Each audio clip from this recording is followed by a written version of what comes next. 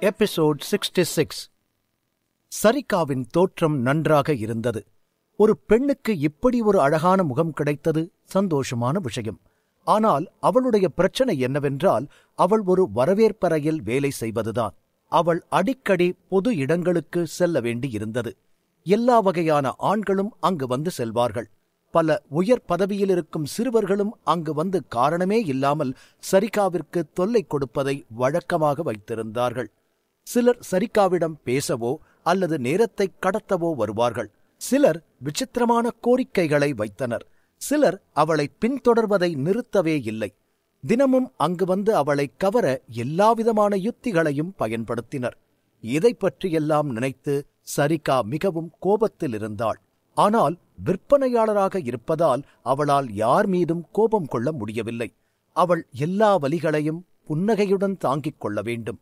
அவள் அவர்களை விரட்ட முயன்றால் பின்னர் அவர்கள் மருந்து வாங்க மட்டுமே வந்ததாக கூறி சரிகாவின் மீது புகார் செய்தால் அவளுடைய வேலைக்கே சிக்கலாகிவிடும். இதை பற்றியெல்லாம் நினைத்துக் கொண்டிருந்த சரிகா கண்களை மூடி, கடவுளே, தினமும் எவனாச்சும் என் வேலையை கெடுக்கிறதுக்குனே வந்துடுறானுங்க. என் வேலையை கெடுத்தாலும் பரவாயில்ல, என்னை வெச்ச கண் வாங்காம பார்த்துக்கிட்டே இருந்து டார்ச்சர் பண்றானுங்க. நான் என்னைக்கும் கேட்கறதுதான் இன்னைக்கும் கேட்கிறேன். என்னோட வேலையை நான் பார்த்துக்கணும். இன்னைக்கு ஒரு நாளாச்சும் நான் நிம்மதியா இருக்கணும் என்று முணுமுணுப்புடன் வேண்டிக் கொண்டு அவளது மேசைக்கு பின்னால் சென்று நின்றாள். சிறிது நேரத்தில் ஒரு இளைஞன் அங்கு வந்தான். அவன் பெரியவனாக தெரியவில்லை. அநேகமாக அவனுக்கு 20 வயதுக்கு மேலிருக்க வாய்ப்பில்லை. சரிகாவின் முகத்தை விட அவன் முகம் பிரகாசமாக இருந்தது. சரிகா அவனை பார்த்து சிரித்துக் கொண்டே, "hi mister, how can I help you?" என்று கேட்டாள். சரிகாவிற்கு முன் நிற்கும் இளைஞன் ஜீவா. அவன் சரிகாவை பார்த்து, "ஹாய், எனக்கு கொஞ்சம் புக்ஸ் தேவைப்படுது. இங்க புக்ஸ் சேல்ஸ் பண்றீங்களா? மருந்துகளையும் அதோட விளைவுகளையும் பத்தி எழுதியிருக்கிற புக்ஸ் எனக்கு தேவைப்படுது. பர்டிகுலரா சில உடல் பண்புகளுக்காக யூஸ் பண்ற மருந்துகளை தயாரிக்கிற புக்ஸ் வேணும்" என்று கேட்டான். ஜீவா இதுவரை இங்கு வந்ததில்லை. எனவே இங்கு என்னென்ன இருக்கும், சிஸ்டம் எவ்வாறு வேலை செய்கிறது என்றெல்லாம் அவனுக்கு தெரியாது. எனவே இதை பற்றி வரவேற்பறையில் கேட்பதைத் தவிர ஜீவாவிற்கு வேறு வழியில்லை. ஜீவா சொன்னதைக் கேட்டு சரிகாவின் சிரிப்பு கேலிச் சிரிப்பாக மாறியது. அவள் ஜீவாவை பார்த்து, "ஹலோ மிஸ்டர், என்ன விளையாடுறீங்களா? புக்ஸ் படிக்கணும்னா புக்ஸ் கடைக்கு போங்க. இது கெமிஸ்ட்ரி குரூப், இங்க புக்ஸ் எல்லாம் இல்ல" என்று கூறினாள். அப்போது அவளது எண்ணங்கள் அலை பாய்ந்தன. அச்சச்சோ, இப்பதான் எந்த பிரச்சனையும் வராம என் வேலையை மட்டும் பார்க்கணும்னு நினைச்சு வேண்டினேன்.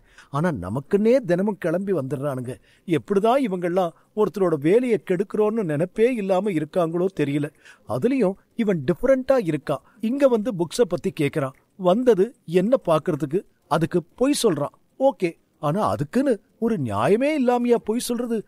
இப்படியும் சிலர் இருக்காங்க. இவங்க கூடலாம் பேசி பழகி காதலிக்கலாம் நமக்கு நேரம் இருக்கா? எதுக்கு நம்மள தொந்தரவு பண்றாங்க என்று மனதில் நினைத்துக்கொண்டு இன்றைக்கும் வேலையை செய்ய முடியாது என்ற சரிகா பயந்தாள். ஆனால் இதை பற்றி எதுவும் தெரியாமல் ஜீவா சரிகாவை பார்த்து, "மேம், புக்ஸ் படிக்கணும்னா நான் புக்ஸ் கடைக்கு தான் போவேன். ஆனா எனக்கு கெமிஸ்ட்ரி புக்ஸ்ல சில விஷயங்களை பத்தி தெரிஞ்சுக்கணும். அதுக்கான புக்ஸ் இங்கதான் கிடைக்கும்னு இங்க வந்தேன்" என்று கூறினான். சரிகா ஜீவாவை ஏளனமாக பார்த்து, "இவன் என்ன ஓவரா பேசுறான்? வந்தது என்ன பாக்குறதுக்கு, இதுல பொய் மேல பொய்யா சொல்லிக்கிட்டு இருக்கான். இன்னைக்கு இவனை விடக்கூடாது. என்னதான் பண்றான்னு பாப்போம். இந்த நடிப்பெல்லாம் நம்ம கிட்ட ஆகாது" என்று மனதில் நினைத்தாள். சரிகா அமைதியாக தன் கைகளை பின்னால் வைத்துக்கொண்டு ஜீவாவின் ஆட்டத்தை பார்க்க ஆரம்பித்தாள். எதிரில் இருந்த பெண் எதுவும் பதில் சொல்லாமல் இருப்பதை பார்த்த ஜீவா அவன் வந்த நோக்கத்தை மீண்டும் அவளிடம் விளக்க முயன்றான். "மேடம், எனக்கு அபூர்வ மருந்துகளும் அதோட விளைவுகளும் இருக்கிற மாதிரி சில புக்ஸ் தேவைப்படுது. ஆனா அந்த மருந்து எந்தெந்த நோய்க்கு யூஸ் பண்ணலாங்கிற டீட்டெயில்ஸ் எல்லாம் எனக்கு தெரியணும். அதனாலதான் அதுக்கான புக்ஸை தேடி நான் இங்க வந்திருக்கேன். உங்ககிட்ட அதை பத்தின புக்ஸ் இருக்கா? இருக்குன்னா அதை நான் வாங்குறதுக்கு தயாரா இருக்கேன். விலைக்கு கொடுக்கலனா அட்லீஸ்ட் அதை பார்க்கறதுக்காகவாவது எனக்கு" என்று ஜீவா பேசிக்கொண்டிருக்கும் போதே சரிகா குறுக்கிட்டு, "மிஸ்டர், இங்க புக்ஸ் இல்லைன்னு நான் ஏற்கனவே உங்ககிட்ட சொல்லிட்டேன். எதுக்கு மறுபடியும் அதையே கேக்குறீங்க?" என்று கேட்க ஜீவா எதுவும் பேசாமல் அங்கேயே நிற்க கோபமான சரிகா ஜீவாவிடம், "சரி, உங்களுக்கு இப்ப என்ன புக்ஸ் வேணும்? புக்ஸ் வாங்க போறீங்களா?" இல்ல பார்க்க போறீங்களா? அத தெளிவா சொல்லுங்க. சும்மா இந்த மாதிரியெல்லாம் பேசினா நான் இம்ப்ரெஸ் ஆகிருவேன்னு நினைக்காதீங்க, புரியுதா என்று கூறினாள். தன்னை தொந்தரவு செய்யத்தான் இந்த நபர் இங்கு வந்திருக்கிறார் என்று சரிகா தவறாக நினைத்துக் கொண்டிருந்தாள்.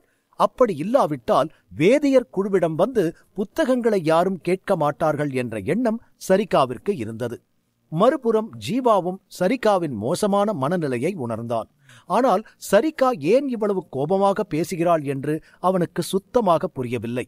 சாதாரண புத்தகத்தை பற்றி விளக்கம் கேட்க வந்தவனிடம் இவ்வளவு கோபமாக பேச வேண்டிய அவசியம் இல்லை என்று ஜீவாவிற்கு தோன்றியது. ஏன் இந்த பொண்ணு இவ்வளோ கோபமா பேசுது? புக்ஸ் எங்க இருக்குன்னு சொல்லிட்டா நான் அதை போய் பார்த்துக்க போறேன், அதுக்காக இவ்ளோ பேசுதே. ஒருவேளை இன்னைக்கு இந்த பொண்ணு வீட்ல ஏதாச்சும் சண்டை போட்டுட்டு வந்திருக்கும்னு நினைக்கிறேன். அந்த கோபத்தை நம்ம கிட்ட காமிக்குது. சரி, இதெல்லாம் நமக்கு தேவையில்லாத வேலை, நம்ம புக்ஸ பத்தி மட்டும் விசாரிப்போம் என்று ஜீவா மனதில் நினைத்து இந்த விஷயத்தில் அதிக கவனம் செலுத்தாமல் இருப்பது நல்லது என்று எண்ணினான். அதனால் ஜீவா கண்ணியமாகவும் அமைதியாகவும் இருந்தான். இந்த சிறிய பயனற்ற விஷயங்களில் நுழைவதை அவன் சற்றும் விரும்பவில்லை. அதனால் ஜீவா சரிகாவை பார்த்து, சரி, நான் உங்களை தொந்தரவு பண்ணல, எனக்கு ஒரு விஷயத்தை மட்டும் கிளியர் பண்ணுங்க. இங்க கெமிஸ்ட்ரி குரூப்ல ஒரு லைப்ரரி இருக்கணும் இல்ல, அது எங்க இருக்குன்னு மட்டும் எனக்கு சொல்லுங்க, அது போதும் என்று கூறினான். ஆசிரியர் குழுவாக இருந்தாலும் சரி, வேதியியலாளர் குழுவாக இருந்தாலும் சரி, ஒவ்வொரு தொழிலுக்கும் புத்தகங்கள் வித்தியாசமாக இருந்தன. அதனால் வேதியியலாளர்களுக்கும் ஒரு நூலகம் இருக்க வேண்டும். இந்த கட்டிடத்திலேயே எங்காவது அந்த நூலகம் இருக்கும் என்று ஜீவா நினைத்தான். வேதியியலாளர்கள் மக்களின் பிரச்சனைகளை தீர்க்கவும் அவர்களின் அறிவை பெருக்கவும் அந்த நூலகத்திற்கு வந்திருக்க வேண்டும். அவர்களிடம் விஷயத்தை கேட்டு தனக்கு தேவையான புத்தகத்தை பெறலாம் என ஜீவா எண்ணினான். அவர்களிடமிருந்து புத்தகத்தை விலைக்கு வாங்க முடியாவிட்டாலும் ஒரு முறை பார்த்தாலே போதும். ஆனால் ஜீவா அந்த புத்தகங்களை ஒரு முறை பார்ப்பதற்கு மட்டும் அனுமதி வேண்டும். ஜீவாவிற்கு எதிரில் இருக்கும் சரிகாவிற்கு ஜீவாவின் வார்த்தைகள் அனைத்தும் பொய்யாகவே தெரிந்தது. அவள் ஜீவாவை ஏளனமாக பார்த்து, லைப்ரரி? இப்ப உங்களை நான் கெமிஸ்ட்ரி லைப்ரரிக்கு கூட்டிட்டு போகணும், அப்படிதானே என்று கூறி அவளது முகத்தை கோபமாக மாற்றி, இங்க பாருங்க, எனக்கு கோபம் வந்து நான் ஏதாவது திட்டத்துக்குள்ள தயவு செஞ்சு இங்கிருந்து போயிருங்க, அதான் உங்களுக்கு நல்லது என்று கூற ஜீவா சரிகாவிடம், ஏங்க நீங்க நான் வந்ததுல இருந்தே கோபமா தான் பேசிக்கிட்டு இருக்கீங்க, ஏங்க இவ்வளோ கோவம்? கொஞ்சம் பொறுமையா தான் பேசுங்களேன், பொண்ணுங்களுக்கு பொறுமை ரொம்ப முக்கியம், அத முதல்ல தெரிஞ்சுக்கோங்க என்று கூற சரிகா மேலும் கோபத்தில், அப்போ பசங்களுக்கு பொறுமை முக்கியம் இல்லையா? ஹலோ மிஸ்டர், லிமிட்டை தாண்டி போறீங்க. நான் எப்படி இருக்கணுங்கிறது என்னோட தனிப்பட்ட உரிமை, அத பத்தி நீங்க எதுக்காக பேசுறீங்க என்று கேட்க ஜீவா சரிகாவை பார்த்து, ஐயோ, நீங்க எப்படியோ இருந்துக்கங்க, உங்க உரிமையை யாரும் தடுக்கல, அதே மாதிரி ஏன் உரிமையும் நீங்க தடுக்காதீங்க என்று கூற, உங்க உரிமையை நான் என்ன தடுத்தேன் என்று சரிகா சந்தேகமாக கேட்க ஜீவா அவளிடம், இதோ உங்களை எதுக்காக இங்க சேர் போட்டு ரிசப்ஷன்ல உட்கார வச்சிருக்காங்க? இங்க வரவங்களுக்கு ஹெல்ப் பண்றதுக்கும் புக்ஸ விக்கிறதுக்கும் தானே. நான் கெமிஸ்ட்ரி லைப்ரரி போகணும்னு ஆசைப்படுறேன், ஆனா நீங்க என் உரிமையை தடுத்து என்ன போக விடாம பண்றதுக்கு அத பத்தி எந்த டீடைல்ஸையும் கொடுக்க மாட்டேங்கிறீங்க. இது தப்பு இல்லையா? நான் என்ன சும்மாவா புக்ஸ் கேட்கிறேன்? பணம் தரேன்னு தானே சொன்னேன். ஏன் என்ன கூட்டிட்டு போக மாட்டேங்கிறீங்க? பதில் சொல்லுங்க என்று கேட்க அதை இவ்வளவு நேரம் பொறுமையாக கேட்டுக்கொண்டிருந்த சரிகா ஜீவாவிடம், சார், உங்களுக்கு கடவுள் நிறைய பணத்தை கொடுத்து இந்த உலகத்துக்கு அனுப்பி வச்சிருக்காரு, அது எனக்கு நல்லா புரியுது. நீங்க பணக்காரர்னு நான் ஒத்துக்கிறேன், அதுக்காக நீங்க என்ன வேணா செய்யலான்னு அர்த்தம் இல்ல. சில பேர் பணம் இருந்தா உலகத்தையே வாங்கிடலான்னு நினைப்பாங்க. நீங்க அந்த மாதிரி ஆள் போல. பணத்தை வச்சு வாங்க முடியாத சில விஷயங்களும் இருக்கு, அதான் நிஜம். அத முதல்ல தெரிஞ்சுக்கோங்க. உங்களுக்கு என்ன லைப்ரரியை பத்தி தெரியணுமா? ஆமா சார், நீங்க சொல்ற மாதிரி கெமிஸ்ட்ரி குரூப்ல ஒரு லைப்ரரி இருக்கு. அது 2 பார்ட்டா பிரிச்சிருக்காங்க. ஒன்னு பேசிக், இன்னொன்னு அட்வான்ஸ்டு லைப்ரரி. பேசிக் லைப்ரரியில சீடர்களா இருக்கிறவங்களுக்கான புக்ஸ் இருக்கும். அட்வான்ஸ்டு லைப்ரரியில வேதியியலாளர்கள் மட்டும்தான் போக முடியும். நீங்க பேசிக் லைப்ரரிக்கு போகவே அட்லீஸ்ட் நீங்க சீடராவாச்சு இருக்கணும். இப்ப சொல்லுங்க, நீங்க வேதியியலாளரா இல்ல சீடரா என்று பெரும் கேள்வி ஒன்றை எழுப்பினாள். அதை கேட்ட ஜீவா பெரும் குழப்பத்திற்கு உள்ளானான். கெமிஸ்ட்ரி குழுவை பற்றி அவனுக்கு அதிகம் தெரியாது. ஆனால் பள்ளியின் நிலையையும் நூலகத்தையும் பற்றி அவனுக்கு தெரியும். அங்கு மாணவர்கள் தங்களுடைய சொந்த சேகரிப்பையும் ஆசிரியர்களுக்கு சொந்தமாக சேகரிப்பையும் வைத்திருந்தனர். சாதாரண நூலகத்திலும் இதைப் போலவே சில கட்டுப்பாடுகளும் இருந்தன. புத்தகங்களை பார்ப்பது வேறு விஷயம், ஆனால் பள்ளியில் இருக்கும் மாணவர்கள் ஒரு நுட்பத்தை விரும்பி ஆசிரியர் இல்லாமல் பயிற்சி செய்யத் தொடங்கினால் தவறுதலாக கட்டுப்பாட்டை இழப்பதற்கு பெரும் வாய்ப்புகள் உண்டு. அதனால் புத்தகங்களுக்கு பாதுகாப்பு அதிகமாக இருந்தது. இங்கே கெமிஸ்ட்ரி குழுமத்திற்கும் அப்படித்தான் இருந்தது. அதே காரணத்திற்காக இது 2 பகுதிகளாக பிரிக்கப்பட்டது. அதே காரணத்திற்காக மட்டுமே 2 நூலகங்களிலும் வரையறுக்கப்பட்ட புத்தகங்கள் மட்டும் வைக்கப்பட்டது. அதனால் மக்கள் பேராசை கொள்ளாமல் புத்தகங்களிலிருந்து தங்களுக்கு விருப்பமான விஷயங்களை மட்டுமே படிக்கிறார்கள். பாதி முழுமையடையாத தகவல்கள் ஆபத்தானவை. அதே நேரத்தில் இரகசிய தகவல்களும் பாதுகாக்கப்பட்டன. சரிகாவின் விளக்கங்களுக்கு பிறகு நூலகத்தை பற்றி யோசித்த ஜீவா சரிகாவிடம், இல்ல, நான் சீடனும் இல்ல, வேதியியலாளரும் இல்ல என்று கூற சரிகா ஜீவாவை முறைத்தாள். அதற்கு ஜீவா அவளிடம், சரி, நான் இப்போ சீடனாகணும், அதுக்கு நான் இப்போ என்ன பண்ணணும், அதுக்காக நான் எக்ஸாம் எழுதலாமா என்று கேட்டான். அதை கேட்ட சரிகாவிற்கு மேலும் கோபம் வந்தது. இவனுக்கு என்னதான் பிரச்சனை? எதுக்கு தேவையில்லாம என்கிட்ட வந்து தொந்தரவு பண்ணிக்கிட்டு இருக்கான்? இதுக்கு முன்னாடி என்ன பாக்குறதுக்காக வரவனுங்க எல்லாம் பார்த்துட்டு போயிருவானுங்க, இல்லனா கொஞ்ச நேரம் ஏதாச்சும் பேசிட்டு போயிருவானுங்க. ஆனா இவன் மட்டும் நம்மள ரொம்ப டார்ச்சர் பண்றான். இப்படிலாம் பேசினா நான் இம்ப்ரெஸ் ஆகிருவேன்னு நினைச்சு இதெல்லாம் பண்றானா என்னன்னு ஒண்ணுமே புரியலையே என்று சரிகா மனதிற்குள் நினைத்தாள். ஜீவா ஒரு சாதாரண ஆசிரியர். அவன் எந்த மருந்தையும் தயாரித்ததில்லை, மருந்து தயாரித்து பார்த்ததும் இல்லை. அதனால்தான் அவன் சீடனாக இருக்க முடியாமல் போனது. தேர்வில் வெற்றி பெற்றால் மட்டுமே சீடராக முடியும். சரிகா ஜீவாவை பார்த்து, எக்ஸாமா? உங்களுக்கு சீடராகிறதுக்கான எக்ஸாம் எழுதணுமா என்று கேட்க ஜீவா ஆமாம் என்று தலையை ஆட்டினான். ஜீவாவின் வார்த்தைகளை கேட்டதும் சரிகாவுக்கு நம்பிக்கை வந்தது. இந்த நபர் நிச்சயமாக அவளை பார்க்க வந்துவிட்டு ஏதேதோ காரணங்களை கூறி உளறிக் கொண்டிருக்கிறான் என்று நினைத்தாள். இப்போது அவளுடைய கோபம் வானத்தை எட்டியிருந்தது. கோபமான முகத்தோடு சரிகா ஜீவாவிடம், அப்போ நீங்க இப்படியேதான் பேசிக்கிட்டு இருக்க போறீங்க, நிஜமாவே புக்ஸுக்காக தான் இங்க வந்திருக்கீங்க என்று கேட்க, ஏங்க, எனக்கு வேற வேலை இல்லையா?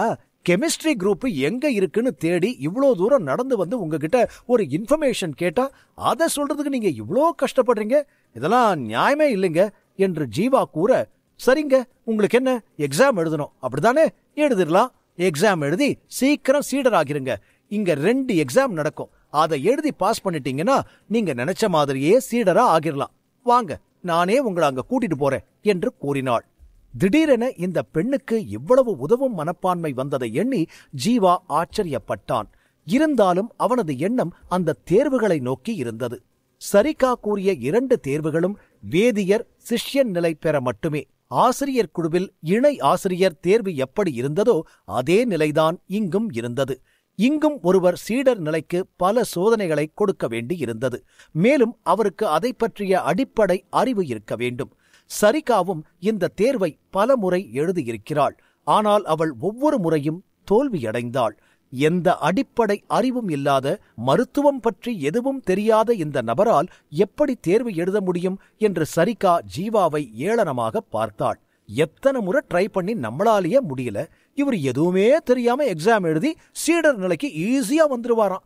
என்ன பார்த்தா இவங்களுக்கெல்லாம் எப்படி தெரியுது? முட்டாள் மாதிரி இருக்கேனா? நான் பாட்டுக்கு என் வேலையை செஞ்சுக்கிட்டு இருந்தேன், என்ன வந்து கோவப்படுத்தி இப்ப எக்ஸாம் எழுதுறேன்னு வந்து நிக்கிறாரு சாரு. என்ன செய்யறாருன்னு பாப்போம். இவரோட திமிர அடக்கணும், அப்பதான் எனக்கு நிம்மதியா இருக்கும். சும்மா இருக்கிற பொண்ணுங்க கிட்ட வம்பு பண்ணலான்னு தானே என்ன பார்க்க இப்படி வராங்க. இங்க அசிங்கப்படுறதுல இனிமே எந்த பொண்ணையும் பார்க்கவே பயப்படணும். இனிமே நம்மள பார்க்க வரவங்களுக்கும் இந்த விஷயத்தை பத்தி சொல்லி பயத்தை உருவாக்கணும். நான் யாருன்னு எல்லாருக்கும் ப்ரூவ் பண்றதுக்கான நேரம் வந்துருச்சு. முதல்ல இந்த ஆள் எக்ஸாம் எழுதி மண்ணை கவ்விட்டு வரட்டும், அப்புறம் நம்மளோட சுய ரூபம் என்னன்னு காமிக்கலாம். ஆனா இந்த விஷயத்த அவ்வளோ ஈஸியா விட்டுற மாட்டேன் என்று பெரும் கோபத்தில் சரிகா ஜீவாவையே பார்த்து கொண்டிருந்தாள். ஆனால் ஜீவாவின் எண்ணம் முழுவதும் அந்த புத்தகத்தை அடைவதிலேயே இருந்தது. எபிசோட் 67. பல முறை வேதியியலாளருக்கான தேர்வு எழுதியும் ஒரு முறை கூட வெற்றி பெற முடியாமல் இருந்த சரிகாவிற்கு ஜீவா தேர்வு எழுத தயாராக இருக்கிறேன் என்று கூறியது ஆச்சரியத்தை ஏற்படுத்தியது. ஜீவாவிற்கு மருந்து புத்தகத்தை பற்றி கூட தெரியாது. அப்படி இருக்கும்போது தேர்வு எழுதுவது நடக்காத காரியம். சாதாரண தேர்வாக இருந்தால் கூட ஏதாவது எழுதி வெற்றி பெற முடியும். ஆனால் வேதியியலாளர் தேர்வு என்பது மிகவும் கடினமான விஷயம். ஆரம்பத்திலிருந்தே ஜீவாவின் மீது சரிகாவிற்கு கோபமாயிருந்தது. சரிகாவின் கோபத்திற்கு அர்த்தம் புரியாமல் ஜீவா குழப்பத்தில் இருந்தான். ஆனால் கடைசியில் தேர்வு எழுதும் இடத்திற்கு சரிகாவே கூட்டிக் கொண்டு செல்கிறேன் என்று கூறியது ஜீவாவிற்கு சற்று மன அமைதியை கொடுத்தது. அப்போது ஜீவா சரிகாவை பார்த்து, எனக்கு இன்னொரு டவுட் இருக்கு என்று கூற, இன்னும் ஆரம்பிக்கவே இல்லை, அதுக்குள்ள என்ன டவுட் உங்களுக்கு என்று சரிகா கேட்க, ஜீவா அவளிடம், இல்ல அந்த எக்ஸாம்ல என்ன கொஸ்டின் கேட்பாங்கன்னு உங்களுக்கு தெரியுமா? அதுக்கு ஏதாவது படிச்சுட்டு போகணும்ல, என்ன படிக்கணும் என்று கேட்டான். நீங்க உண்மையாவே எக்ஸாம் எழுதத்தான் வந்திருக்கீங்களா என்று சரிகா கேட்க, அதற்கு ஜீவா, ஆமாங்க, அதுல என்ன சந்தேகம் என்று கேட்க, சரிகா தலையை ஆட்டிவிட்டு அமைதியானாள். உண்மையாகவே தேர்வு எழுத வந்தவன் அந்த தேர்வை பற்றி சிறிதளவேனும் அறிந்திருப்பான். ஆனால் ஜீவாவிற்கு அதை பற்றிய எந்த அடிப்படை அறிவும் இல்லாமல் இருப்பது அவளுக்கு சந்தேகத்தை ஏற்படுத்தியது. இவன் கண்டிப்பா நம்மள பார்க்கத்தான் வந்திருக்கான். முதல்ல ஒரு பொய் சொல்லிட்டு அதை மறைக்க 1000 பொய் சொல்லிக்கிட்டு இருக்கான். நிஜமாவே வேதியியலாளர் இல்ல, சீடர் ஆகணும்னு நினைக்கிறவன் அதுக்கான எக்ஸாம் பத்தி கூட தெரியாம வருவானா என்று சரிகா ஜீவாவை பற்றி மனதிற்குள் நினைத்துக் கொண்டிருக்க, ஜீவா சரிகாவை பார்த்து, எங்க கேட்கற, அமைதியாவே இருந்தா எப்படி, பதில் சொல்லுங்க, எக்ஸாமுக்கு என்ன படிக்கணும் என்று கேட்க, சரிகா ஜீவாவை கோபமாக பார்த்தாள். அதை பார்த்த ஜீவா, எங்க உங்களுக்கு அதை பத்தி தெரியாதா? தெரியலனா அதை சொல்லுங்க, சும்மா பார்த்துக்கிட்டே இருந்தா எனக்கு புரிஞ்சிருமா? சரி, நான் வேற யாருகிட்டயாச்சும் கேட்டுக்கிறேன் என்று கூற, சரிகா கோபத்தில், ஹலோ, எனக்கு தெரியும் என்று கூற, ஜீவா அவளிடம், அப்ப சொல்லுங்க, என்னங்க பிரச்சனை உங்களுக்கு? ஒரு விஷயம் கேட்டா சும்மா பார்த்துக்கிட்டே இருக்கீங்க, இல்ல ஏதாச்சும் யோசிச்சுக்கிட்டே இருக்கீங்க என்று பேசிக்கொண்டிருக்கும் போதே சரிகா குறுக்கிட்டு, ஐயோ சாமி, சொல்றேன், வேதியியல் எக்ஸாம் எழுதி பாஸ் ஆகணும்னா அதுக்கு லட்சக்கணக்கான மூலிகைகளோட பெயரையும் அதோட பயன்பாடுகளையும் ஞாபகத்துல வச்சுக்கணும். அது மட்டும் இல்ல, வேதியியலாளர் ஆய்வுகளோட வரலாறும் அதோட நிறுவனர் பத்தியோ இன்னைக்கு வரை என்னென்ன கண்டுபிடிச்சிருக்காங்களோ அது எல்லாத்தையும் ஞாபகத்துல வச்சிருக்கணும் என்று கூறினாள். வேதியியலாளராக இருப்பது போன்ற ஒரு கடினமான வேலை வேறு எங்கும் இல்லாமல் இருந்தது. அவர்கள் மூலிகைகளை தினமும் பயன்படுத்த வேண்டி இருந்தது. மூலிகைகளை அடையாளம் கண்டு வேறுபடுத்தி பார்க்க தெரியாத ஒருவருக்கு அவற்றிலிருந்து மாத்திரைகளை தயாரித்து எந்த நோய்க்கும் சரியான மருந்தை கொடுக்க தெரியாது. உலகம் பெரிதாக இருந்ததால் அதன் எல்லை எவருக்கும் தெரியவில்லை. அதில் எண்ணற்ற மூலிகைகள் இருந்தன. அவற்றில் மில்லியன் கணக்கானவைகள் பயன்படுத்தப்பட்டன. தங்கள் வாழ்நாள் முழுவதையும் மூலிகைகளுக்கு மத்தியில் கழித்த பிறகும் பல வேதியியலாளர்கள் தாங்களாகவே அவற்றை அடையாளம் கண்டுகொள்வதில் தவறு செய்தார்கள். பெரிய வேதியியலாளர்களே தவறு செய்யும் போது சீடர்கள் என்ன செய்ய முடியும்? வேதியியலாளரைக் காட்டிலும் குறைவான அறிவே சீடர்களுக்கு இருந்தது. இதை பற்றியெல்லாம் சரிகா ஜீவாவிற்கு தெளிவான விளக்கத்தை கொடுத்தாள். பிறகு தேர்வில் இருக்கும் எளிமையைக் கண்டு மகிழ்ந்தான். ஜீவா சரிகாவை பார்த்து, இவ்வளவுதானா? மூலிகைகளை பத்தி தெரிஞ்சுக்கணும்னா அதுக்கான புக்ஸ படிச்சா போதுமே, எனக்கு புக்ஸ் வேணும், அது எங்க கிடைக்கும் என்று சாதாரணமாக கேட்டான். புத்தகத்தில் குறிப்புகள் இருக்கும் வரையில் ஜீவாவிற்கு எந்த பிரச்சனையும் ஏற்படாது. அவனிடம் சொர்க்கத்தின் நூலகம் இருந்தது. புத்தகத்தை பார்த்தவுடன் புத்தகம் அவனது நூலகத்தில் பதிவு செய்யப்படும். மேலும் அந்த புத்தகத்தை அவன் மனதில் எப்போது வேண்டுமானாலும் பார்க்க முடியும்.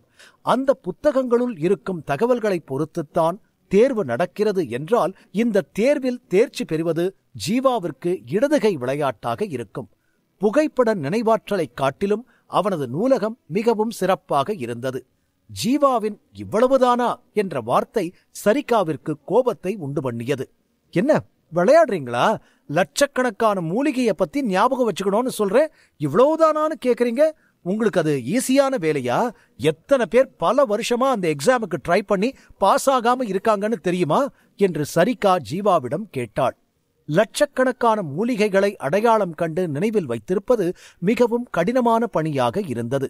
மேலே இருந்து ஒவ்வொன்றின் பயன்பாட்டை நினைவில் கொள்வது இன்னும் கடினமாக இருந்தது. எல்லாவற்றிற்கும் மேலாக ஒவ்வொரு மூலிகையும் வேறு சில மூலிகைகளுடன் வித்தியாசமாக செயல்படும். அந்த புதிய கலவை ஒவ்வொருவருக்கும் வேறுபட்டது.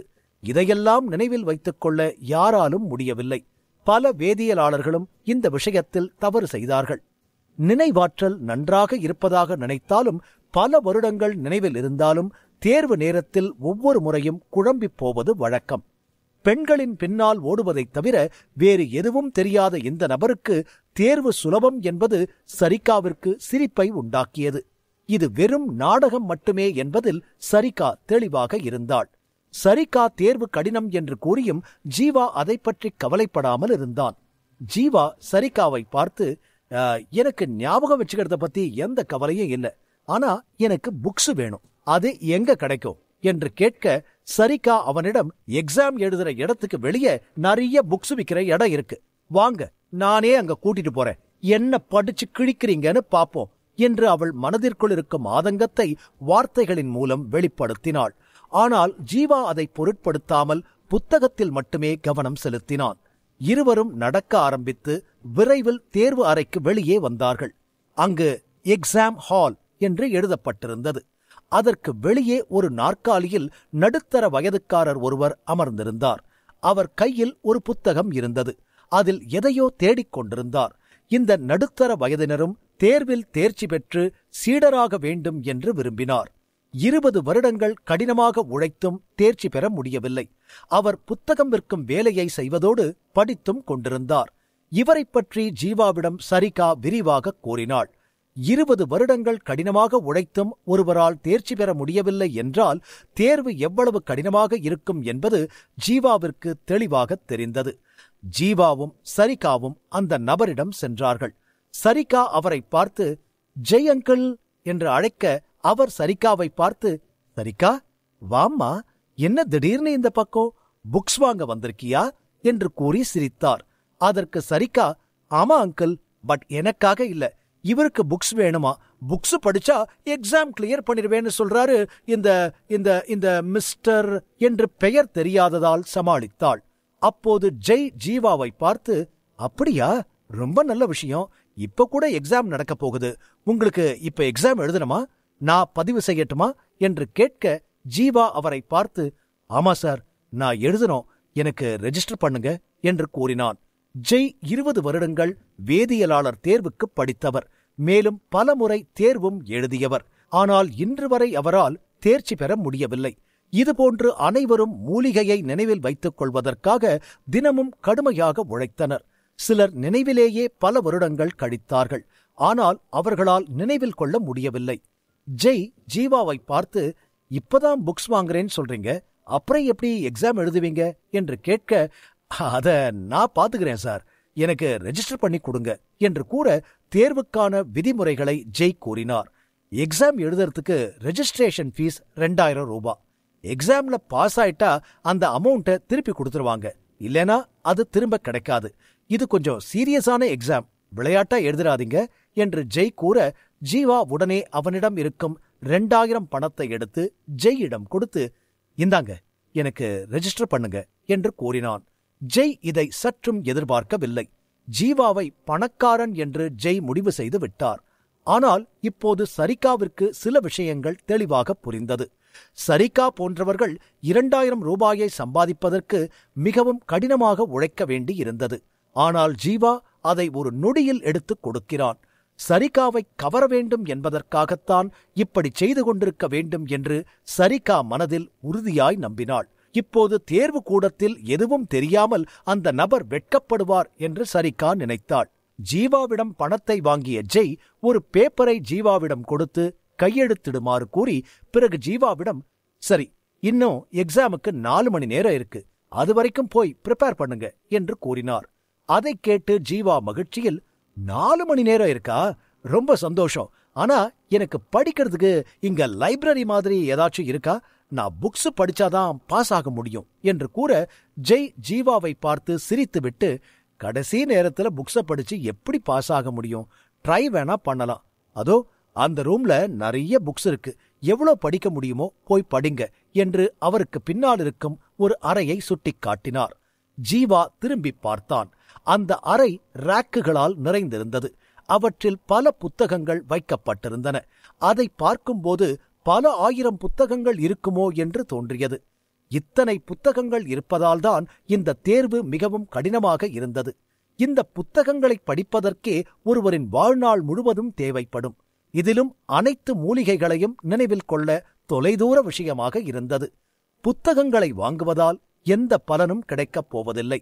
பக்கங்களை புரட்டிப் பார்த்தாலே அந்த புத்தகம் ஜீவாவின் மனதின் நூலகத்தில் பதிவாகிவிடும் என்று எண்ணி ஜீவா அவரிடம், சரி, நான் ஒருமுறை பார்த்துட்டு மட்டும் எக்ஸாமுக்கு போயிடுறேன் என்று கூறினான்.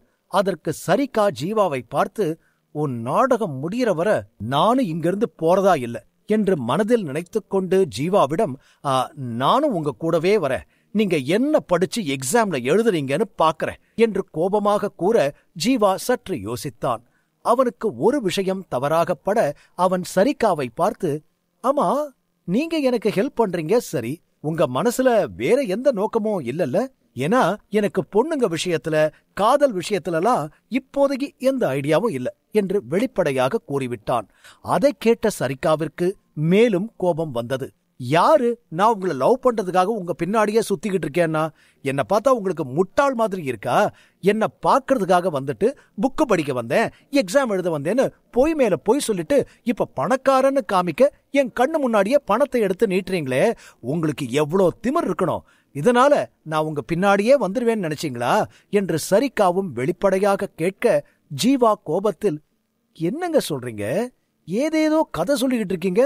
நான் எக்ஸாம் எழுதத்தான் வந்தேன், நான் போய் படிக்கிறேன் என்று கூற, அதையும் தான் பாக்குறேன், எக்ஸாம்ல என்ன மார்க் வாங்குறீங்கன்னு நான் முழுசா எல்லாத்தையும் பார்த்துட்டு தான் போவேன் என்று கூறினாள். இதற்கு மேல் பேசி பயனில்லை என்று எண்ணிய ஜீவா புத்தகம் இருக்கும் அறைக்கு சென்றான். அப்போது ஜெய் சரிகாவை பார்த்து, சரிகா, நீயும் போய் படிமா, நேரம் கிடைக்கிறது பெரிய விஷயம், எப்பவும் நேரத்தை வீணடிக்க கூடாது, போய் படி என்று கூற அவளும் உள்ளே சென்றாள். அந்த அறையில் பக்கங்களை புரட்டும் சத்தத்துடன் அந்த புத்தகங்கள் ஜீவாவின் மனதில் பதிந்த சொர்க்கத்தின் நூலகத்தில் பதிவாகிக் கொண்டிருந்தன. ஜீவா புத்தகத்தை பார்த்ததும் அவன் மனதில் புத்தகம் வருவது வழக்கம். இந்த புத்தகங்களெல்லாம் ஒரு வேதியியலாளர் அறிந்திருக்க வேண்டிய அடிப்படையானவை என்பதை அவனால் புரிந்து கொள்ள முடிந்தது. மூலிகைகளின் வேறுபாடு, அவற்றின் விரிவாக்கம், வகைகள் மற்றும் அவற்றின் விளைவு பற்றி புத்தகத்தில் எழுதியிருந்தது. அதனுடன் அந்த மூலிகை மற்ற மருந்துகளுடன் கலந்தால் எப்படி வினைபுரியும் என்றும் எழுதப்பட்டிருந்தது.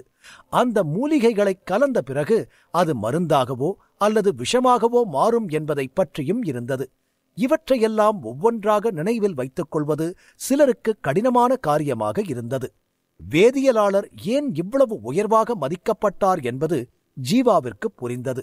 ஒரு சீடன் நிலையை அடைவதற்கு ஒருவர் இவ்வளவு படிக்க வேண்டி இருந்தது. ஒருவர் சீடராக வேண்டும் என்றால் அவர் கடினமாக உழைக்க வேண்டி இருந்தது. ஜீவாவை பார்த்த சரிகா, இவன் என்ன பண்ணிக்கிட்டு இருக்கான்? புக்கை எடுக்கறான், வைக்கறான், பார்த்தா படிக்கிற மாதிரியே தெரியலையே என்று மனதில் நினைத்தாள். ஜீவாவிற்கு மூலிகைகளைப் பற்றி சில குறிப்புகள் புரிய ஆரம்பித்தது. மருந்து தயாரிக்க பல நூறு மூலிகைகள் ஒரே சூத்திரத்தில் பயன்படுத்தப்பட்டன. ஒரு வேதியியலாளர் ஒரு மூலிகையை அடையாளம் காண்பதில் தவறு செய்தால் நிறைய ரூபாய்கள் செலவழித்து எடுக்கப்படும் மற்ற மூலிகைகள் அனைத்தும் வீணாகிவிடும். அதனால்தான் ஒரு வேதியியலாளருக்கு பிழைக்கான அளவு மிக குறைவு. ஏனெனில் ஒருவர் செய்யும் சிறு தவறு கூட விலை உயர்ந்ததாக இருக்கும். 4 மணி நேரம் வேகமாக சென்றது. அதற்குள் ஜீவா அங்கே வைத்திருந்த கடைசி புத்தகத்தையும் படித்து விட்டான். கடைசி புத்தகத்தை மீண்டும் ராக்கில் வைத்துவிட்டு ஜீவா ஆழ்ந்த மூச்சு விட்டான். இந்த புத்தகத்துல இவ்ளோ விஷயம் இருக்கா? அதனாலதான் இந்த ஃபீல்டுல ரொம்ப குறைஞ்ச அளவே மாஸ்டர்ஸ் இருக்காங்க. இது மலைய தோன்றதை விட பெரிய வேலையா இருக்கும் போல என்று ஜீவா மனதில் நினைத்தான். ஆசிரியர்கள் தங்கள் மாணவர்களுக்கு அறிவு மற்றும் சரியான ஆலோசனைகளை வழங்குவார்கள்.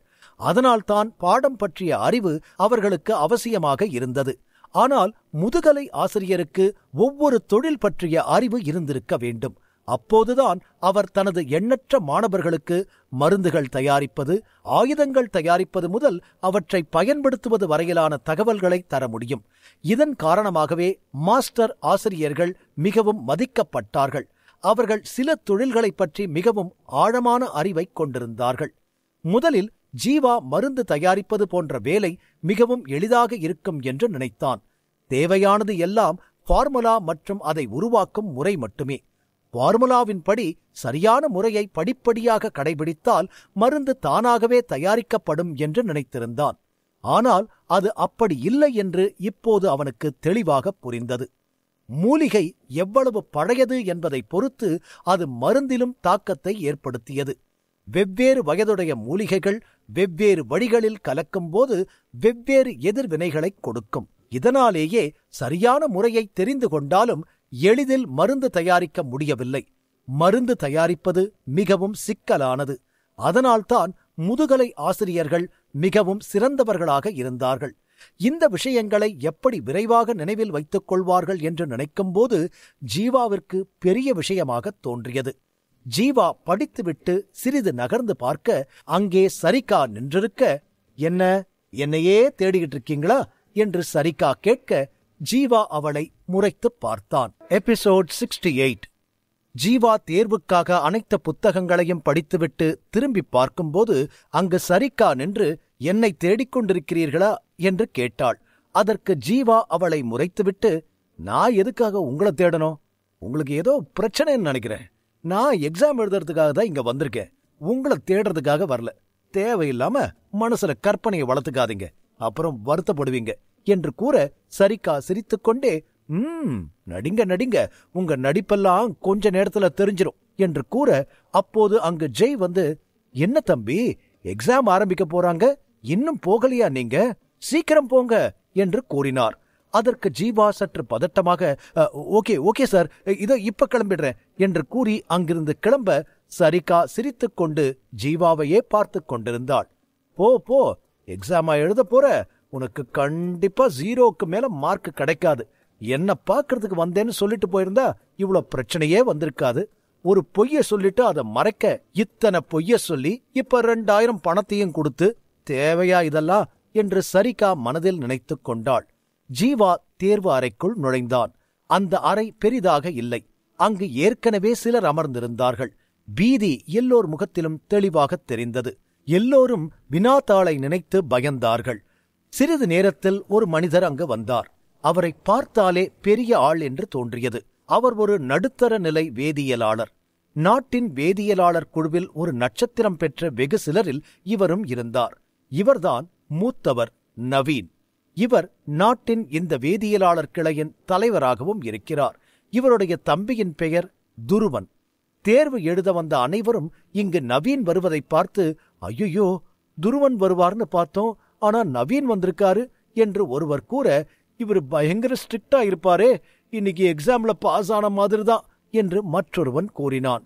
நவீனை பார்த்ததும் அங்கு அமர்ந்திருந்த அனைவரின் முகமும் கீழே விழுந்தது. முதன்மை ஆசிரியர்களைப் போலவே வேதியியலாளர்களும் பல நிலைகளாக பிரிக்கப்பட்டனர். ஒரு நட்சத்திரம் அவர்களில் மிக குறைந்த தரவரிசையாகும். மேலும் நாடு முழுவதும் 1 ஸ்டார் மாஸ்டர் ஆசிரியர் மிக மிக குறைவாகவே இருந்தனர். அதனால்தான் 1 ஸ்டார் வேதியியலாளனாக இருப்பதும் பெரிய விஷயமாக இருந்தது. அனைவரும் அமர்ந்திருக்க அங்கு ஜீவாவும் அமர்ந்து நவீனை பார்த்து கொண்டிருந்தான். நவீன் அவர்களின் முன்னால் வந்து அனைவரையும் பார்த்து, உங்க எல்லாருக்கும் உங்க மேல நம்பிக்கை இருக்கும். இன்னைக்கு எக்ஸாம் எல்லாரும் நல்லா எழுதுவீங்கன்னு நம்புறேன் என்று கூற, சிலர் ஆமாம் என்பது போல் சிறிதான குரலில் கூறினார்கள். எல்லோரும் மிகவும் விசித்திரமாக உணர்ந்தனர். இந்த தேர்வில் தேர்ச்சி பெறுவேன் என்று 100% நம்பிக்கையுடன் சொல்ல யாருக்கும் தைரியம் வரவில்லை. பிறகு நவீன் அவர்களை பார்த்து, எல்லாருக்கும் எக்ஸாமோட விதிகளை பத்தி சொல்றேன், தெளிவா கேட்டுக்கங்க. யாராவது ஏமாத்தி இந்த எக்ஸாம்ல பாஸ் ஆகணும்னு நினைச்சா அப்புறம் அவங்களுக்கு வாழ்நாள் தடதான், தெரியும் இல்ல என்று கூற, அனைவரும் தெரியும் என்பது போல் தலையை ஆட்டினார்கள். பிறகு நவீன் மேலும் தொடர்ந்தார். இந்த எக்ஸாம்ல 3 சுற்று இருக்கு. முதல் சுற்றுல மூலிகைகளை பத்தின கேள்விகள் இருக்கும். அதுக்கான பதில் 90% சரியா எழுதினாலே போதும், அதுல நீங்க பாஸ் ஆகிரலாம். 2வது மூலிகையோட பெயர்களை பத்தினது. உங்களுக்கு சில மூலிகைகளை கொடுத்து அதுக்கான நேரம் கொடுப்போம். அந்த குறிப்பிட்ட நேரத்துக்குள்ள அந்த மூலிகையோட பெயரை கண்டுபிடிச்சு அதோட பண்புகளை பத்தியும் அதோட விளைவுகளை பத்தியும் எழுதணும். ஆனா இந்த சுற்றுல பாஸ் ஆகணும்னா உங்களுக்கு கேட்கப்படுற எல்லா கேள்விக்கும் சரியான பதில் எழுதி இருக்கணும். 3வது சுற்று, உங்களுடைய டான் லெவல் என்னன்னு பார்ப்போம். ஒரு நபர் குறைந்தபட்சம் 3வது டான் லெவல்ல இருக்கணும். ஏன்னா வேதியியலாளர்களா இருக்கும்போது அவங்க சில வினோதமான விஷயங்களை செய்யணும். அதுக்கு உங்ககிட்ட வலிமை இருக்கணும். அப்பதான் உங்களால வேறு வேறு வகையான மூலிகைகளை சீக்கிரம் அடையாளம் கண்டுபிடிக்க முடியும் என்று நவீன் தேர்வின் விதிமுறைகளை கூறி முடித்தார். இத்தேர்வுக்கு பல வருடங்களாக படித்துக் கொண்டிருந்தவர்களுக்கு தேர்வு விதிகள் எல்லாம் ஏற்கனவே தெரியும். இது பற்றி எதுவும் தெரியாத நபர் ஜீவா மட்டுமே. எல்லாருக்கும் இப்ப ரூல்ஸ் என்னன்னு தெரியும். நேர்மையா எக்ஸாம் எழுதுங்க. இப்போ முதல் சுற்ற ஆரம்பிக்கலாம். உங்களுக்கு இதுக்கு 2 மணி நேரம் கொடுப்போம். அதுக்குள்ள எக்ஸாம முடிக்கணும். ஆரம்பிக்கலாமா என்று பலத்த சத்தத்தோடு நவீன் கேட்க அனைவரும் நவீனை பயத்தோடு பார்த்தனர். பிறகு அனைவருக்கும் வினாத்தாள் கொடுக்கப்பட்டது. பேப்பரை பார்த்த ஜீவா மீண்டும் நினைவுகளில் தொலைந்தான். அந்த பேப்பர் பல பக்கங்களில் இருந்தது. அதில் பல கேள்விகள் எழுதப்பட்டிருந்தன. 2 மணி நேரத்தில் இவ்வளவு பெரிய பேப்பரில் தேர்வு எழுத முடியுமா என்ற கேள்வி அவனுக்குள் எழுந்தது. பிறகு அவனிடம் இருக்கும் நூலகத்தை நினைத்து மகிழ்ந்தான். அனைவருக்கும் வினாத்தாள் கொடுக்கப்பட்ட பிறகு நவீன் அந்த அறையின் ஒரு ஓரத்தில் போய் அமர்ந்தார். அந்த அறையின் அந்த இடத்திலிருந்தே எல்லாரையும் அவரால் கண்காணித்துக் கொண்டிருக்க முடியும். தூரத்தில் நின்று கொண்டிருந்தாலும் யாராவது நகல் எடுக்க முயன்றால் அங்கிருந்தே அவரை பிடித்து தேர்வுக்கூடத்திலிருந்து தூக்கி எறிவார். ஆனால் ஜீவாவிற்கு நவீனை பற்றி எந்த கவலையும் இல்லை. அவனை யாராவது கவனிக்கிறார்களா இல்லையா என்பது கூட முக்கியமில்லை. எப்படியும் அவனுக்கு நகலெடுத்து ஏமாற்ற வேண்டிய அவசியம் தேவைப்படவில்லை. அதனால் தலையை குனிந்து காகிதத்தில் கவனத்தை செலுத்தினான். அதிலிருக்கும் கேள்விகளுக்கு அவனிடம் இருக்கும் நூலகத்தில் பல புத்தகங்கள் முன்வர, பின் அதில் தேர்ந்தெடுக்கப்பட்ட புத்தகம் மனதின் முன் வந்து அதற்கான பதில் கிடைத்தது. காகிதம் முழுவதும் விசித்திரமான கேள்விகள் எழுதப்பட்டிருக்கும் என்று சரிகா கூறியிருந்தாள். ஆனால் அந்த கேள்விகள் அனைத்தும் மூலிகைகளைப் பற்றி மட்டுமே இருந்தது. ஒரு கேள்வியை பார்த்துவிட்டு கண்டுபிடி என்று ஜீவா மனதிற்குள் கூறினான். சட்டென்று ஜீவாவின் மனம் தடுமாறியது. அவனுக்கு முன்னால் பல புத்தகங்கள் பறந்தன. பக்கங்கள் புரட்டப்பட்டு அவன் முன் விழுந்தன. பச்சை புல் கருப்பு, மஞ்சள் மற்றும் பச்சை போன்ற வெவ்வேறு தண்டுகளைக் கொண்டுள்ளது என்று பதில் வர, அதில் எழுதப்பட்டிருந்த தகவல்களை வேகமாக படித்தான். இவை அனைத்தும் பதில்கள். பதில்களை தாளில் எழுத ஆரம்பித்தான். ஜீவா வெற்றுத்தாளை நிரப்பிவிட்டு முன்னால் உள்ள கேள்விகளை படித்துக் கொண்டிருந்த போது பக்கங்களை புரட்டும் சத்தம் கூடம் முழுவதும் எதிரொலித்தது. மீதமுள்ளவர்கள் தங்கள் நினைவாற்றலின் அடிப்படையில் மட்டுமே பதிலளிக்க முடியும். அதனால் அவர்கள் சரியான பதிலை எழுத மிகவும் சிரமப்பட்டனர். மறுபுறம் ஜீவாவுக்கு சொர்க்கத்தின் நூலகம் இருந்தது. எதையும் யோசிக்காமல் மனதின் நூலகத்தில் சரியான பதிலை பெற்றுக் கொண்டிருந்தான். மேலும் அவன் அதிலிருந்து படித்துவிட்டு அந்த தாளில் பதில் எழுதிக் கொண்டிருந்தான். இதுவும் கிட்டத்தட்ட நகல் செய்வது போல்தான் இருந்தது. அதனால் அவனுடைய காகிதம் விரைவாக நிரப்பப்பட்டது. அவனுடைய வேகத்தை பார்த்து அங்கே அமர்ந்திருந்தவர்கள் அவனை ஆச்சரியத்துடன் பார்த்தனர். நவீனும் ஒருமுறை அறையை சுற்றி பார்த்தார். எல்லோரும் எப்படி பேப்பரை நிரப்புகிறார்கள் என்பதை ஒரு முறை பார்க்க வேண்டும். அப்போது அவர் பார்வை ஜீவாவின் மேல் விழுந்தது. அவனை பார்த்ததும் நவீனுடைய முகம் கோபத்தில் சிவந்தது. இன்னைக்கு நம்மளை கோபப்படுத்தி பார்க்கறதுக்காகவே ஒருத்தன் வந்துட்டான் என்று நவீன் மனதிற்குள் நினைத்தார். ஒவ்வொரு வேதியியல் தேர்விலும் நகல் எடுத்து எழுதும் நபர்களோ அல்லது நேரத்தை வீணடிக்கும் நபர்களோ சிலர் வருவார்கள். அவர்கள் தேர்ச்சி பெற முடியாது என்று தெரிந்தாலும் அவர்கள் தங்கள் அதிர்ஷ்டத்தை சோதிக்க வருகிறார்கள். அத்தகையவர்கள் பெரும்பாலும் பணக்கார குடும்பங்களைச் சேர்ந்தவர்கள். அவர்களுக்கு 2000 ரூபாய் பெரிய தொகையாக இருக்காது. அப்படிப்பட்டவர்கள் சில பதில்களை மனப்பாடம் செய்து அதை மட்டும் எழுதுவார்கள். அவர்களுக்கு தேர்ச்சியை பற்றி எந்த கவலையும் இருக்காது. வெறும் பொழுதுபோக்கிற்காகவும் சிலர் இந்த தேர்வை எழுத வருவார்கள். அதில் ஒருவனாக ஜீவா நவீனுடைய கண்ணில் தோன்றினான். அத்தகையவர்களை நவீன் மிகவும் வெறுத்தார். அப்படிப்பட்டவர்கள் எந்த கடினமான வேலையும் செய்யாமல் பெரியவர்களாகவும் வெற்றியாளராகவும் மாற விரும்பினார்கள். லட்சக்கணக்கான மூலிகைகளை நினைவில் கொள்ளாமல் ஒருவர் எப்படி வேதியியலாளராக முடியும்? ஒவ்வொரு முறையும் அதிர்ஷ்டத்தை நம்பி யாரும் மருந்து தயாரிக்க முடியாது என்று நவீன் கோபமாக மனதில் புலம்பிக் கொண்டிருந்தார். எப்படியும் ஒவ்வொரு கேள்விக்கும் வேற வேற மூலிகைகளை பத்தி தெரிஞ்சிருக்கணும். இவன மாதிரி ஆளுங்க எப்படியும் பாஸ் ஆக மாட்டாங்க. ஆனா பணம் கட்டி எக்ஸாம் எழுத மட்டும் வந்துடுறானுங்க என்று நவீன் மனதில் நினைத்தார். லட்சக்கணக்கான மூலிகைகளை அடையாளம் காணும் சோதனையை மேற்கொள்வது சாத்தியமற்றது. மூலிகை பற்றிய ஆழமான அறிவு இல்லாவிட்டால் ஒரு மனிதன் 90% மதிப்பெண் பெறுவது சாத்தியமில்லை. ஜீவாவின் இளம் வயதையும் அவன் வேகமாக பக்கங்களை திருப்பும் கோமாளித்தனத்தையும் பார்த்ததும் நவீனின் கண்களுக்கு ஜீவா ஒரு முட்டாளாகத் தெரிந்தான். ஜீவா கேள்வியை படிக்காமல் பதில் எழுதுவதாகவும் வேதியியலாளர் தொழிலில் இதைச் செய்வது மிகப்பெரிய தவறு என்றும் நவீன் கருதினார். ஒரு மூலிகையைப் பற்றி ஒன்றுமே தெரியாமல் அதைப் பற்றி தெரிந்தது போல் நடிப்பது ஒரு வேதியியலாளர் மற்றும் அவரது நோயாளி இருவருக்கும் ஆபத்தானது. ஒரு சிறிய தவறு செய்தாலும் அதன் மூலம் ஒரு நபர் இறக்கக்கூடும் அளவிற்கு இதில் அபாயம் இருந்தது. அங்கு நடத்தப்படும் 3 சுற்றுகளிலும் தேர்வாளரின் ஆளுமை, கவனம் மற்றும் அறிவு அனைத்தும் சோதிக்கப்படுவதற்கு இதுவே காரணம். கேள்வியை சரியாக படிக்காமல் அவசரமாக பேப்பரை கருப்பாக்கிக் கொண்டிருந்த ஜீவாவை போன்றவர்களால் எந்த பயனும் இல்லை என்று நவீன் நினைத்தார். ஜீவாவின் தேர்வுத் தாள்களை நவீன் பார்க்காமலேயே அவரது இதயத்தில் ஜீவா தோல்வியடைந்தான் என்று நினைத்துவிட்டார். கேள்வியை படிக்காமலேயே பதிலை எழுதும் ஒருவரும் எதுவுமே புரியாமல் பதிலை எழுதும் ஒவ்வொருவரும் நிச்சயமாக தேர்வில் வெற்றி பெற முடியாது. ஜீவா எதை பற்றியும் சிந்திக்காமல் தேர்வில் மட்டும் கவனம் செலுத்தி வந்தான். அதனால் 1 மணி நேரத்திலேயே தேர்வை எழுதி முடித்து விட்டான். பிறகு நிம்மதியாக ஆழ்ந்த பெருமூச்சு விட்டான். மீண்டும் ஒருமுறை பேப்பரை பார்த்து ஏதேனும் தவறு இருக்கிறதா என்று சரிபார்த்து பிறகு எழுந்து நின்றான். அவனை அனைவரும் ஆச்சரியத்தோடு பார்த்தார்கள். என்ன, அதுக்குள்ள எழுதி முடிச்சிட்டானா என்று ஒருவர் கூற, எப்படி சீக்கிரம் இந்த எக்ஸாம் எழுத முடியும் என்று மற்றொருவர் கூற, ஒருவேளை எக்ஸாம்ல பாஸ் ஆக முடியாதுன்னு முன்னாடியே தெரிஞ்சிருச்சு போல, அதான் சீக்கிரம் கிளம்பி போறான். உண்மையாவே எக்ஸாம் ரொம்ப கஷ்டமாதான் இருக்கு என்று பலரும் நினைத்தார்கள்.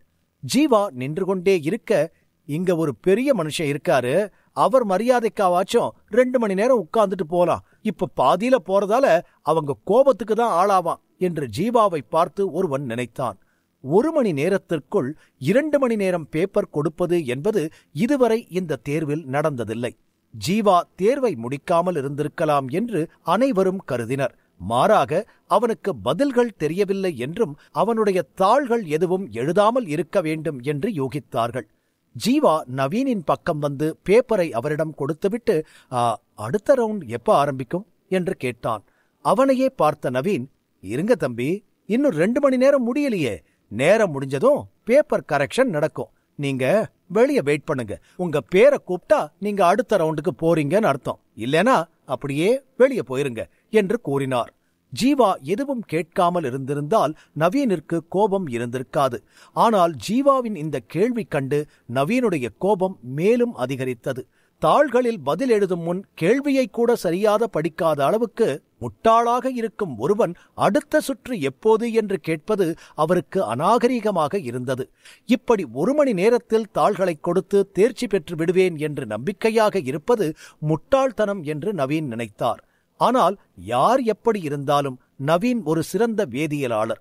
எவ்வளவு கோபம் வந்தாலும் தன் பதவியை கவனித்து மரியாதையை காப்பாற்றிக் கொள்ள வேண்டும் என்ற கட்டாயத்தோடு அமைதியாக இருந்தார்.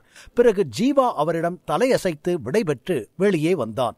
ஜீவா வெளியே போனதும் நவீன் அவனுடைய தாள்களை திறந்து கூட பார்க்காமல் முரட்டுத்தனமாக கைகளில் அழுத்தி கோபத்தில் தூக்கி எறிந்தார். முட்டாள்களின் தாள்களை படிக்க வேண்டிய அவசியம் கூட அவருக்கு ஏற்படவில்லை. இந்த தாள்களை படித்தால் அவருக்கு மேலும் கோபம் அதிகரிக்கும் என்ற எண்ணத்தோடு தாள்களை தூக்கி எறிந்தார். ஜீவா அறையை விட்டு வெளியே வந்தான். சொர்க்கத்தின் நூலகம் அவனிடம் இருப்பதால் பதில் எழுதுவதில் அவனுக்கு எந்த பிரச்சனையும் இல்லை. ஜீவா வெளியே வருவதை பார்த்த ஜெய் ஜீவாவிடம், என்ன அதுக்குள்ள வந்துட்டீங்க, எக்ஸாம் எழுத 2 மணி நேரம் இருக்கு, அத பத்தி தெளிவா சொல்லி இருப்பாங்களே, அதுக்குள்ள ஏன் வந்தீங்க, சரியா எழுதி இருக்கீங்களா, எக்ஸாம் முன்னாடி படிச்சுட்டு போயும் அதுக்குள்ள வந்துட்டீங்க, இது மாதிரி இதுவரைக்கும் யாரும் வெளியே வந்ததில்ல, உங்களை பார்த்தா எனக்கு ஆச்சரியமா இருக்கு என்று கூற சரிகா அவரிடம் வந்து, அது ஒண்ணு இல்ல அங்கிள், பதில் தெரியலன்னு பாதியில வந்திருப்பாரு, பதில் தெரிஞ்சவங்க எல்லாம் உள்ள அமைதியா உட்கார்ந்து எழுதிக்கிட்டு இருக்காங்க, அவங்கெல்லாம் கண்டிப்பா பாஸ் ஆகிருவாங்க, சாருக்கு ஒண்ணுமே புரிஞ்சிருக்காது, சரி வந்ததுக்கு கொஞ்ச நேரம் இருப்போமேன்னு நினைச்சு கொஞ்ச நேரம் உட்கார்ந்துட்டு அப்புறம் எழுந்து வெளியே வந்துட்டார் போல, நான் தான் முன்னாடியே சொன்னேன்ல இவர் எக்ஸாம் எழுதுறதுக்காக இங்க வரல என்று ஏளனமாக கூறினாள்.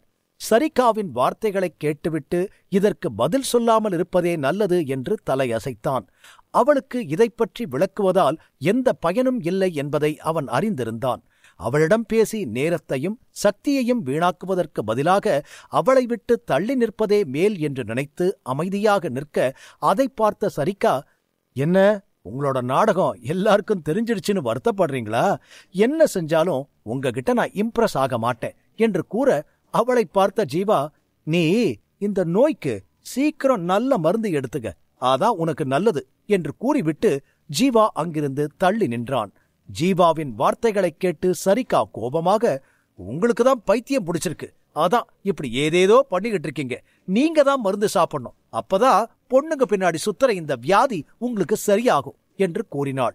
அதற்கு ஜீவா, எனக்கு நீ ஹெல்ப் பண்ணிருக்க, அதனால நான் அமைதியா இருக்கேன், நானா உன்னை ஃபாலோ பண்ண, நீயே தான் எனக்கு ஹெல்ப் பண்றதா சொல்லி என் பின்னாடியே வந்த என்று கூற, அதற்கு சரிகா, ஆமா இவர்தான் உலகத்திலேயே ரொம்ப அழகானவரு, இவர் பின்னாடியில வரிசையில பொண்ணுங்க வராங்க, அதான் நானும் வந்தேன், இந்த மாதிரியெல்லாம் பேசினா என்னை இம்ப்ரெஸ் பண்ணிடலான்னு கனவுல கூட நினைக்காதீங்க, எனக்கு கோவம் தான் வருது, போங்க வேற வேலை இருந்தா பாருங்க, அதை விட்டுட்டு பணம் இருக்குன்னு திமிர்ல என்ன வேணா பண்ணலான்னு நினைச்சுக்கிட்டு சுத்தாதீங்க, எனக்கு இந்த மாதிரி விஷயம்லாம் சுத்தமா பிடிக்காது என்று கூற ஜீவா அவளிடம், ஆமா உனக்கு எது பிடிக்கும் பிடிக்காதுன்னு பார்த்து இனிமே அதை நான் பண்றேன், சரியா?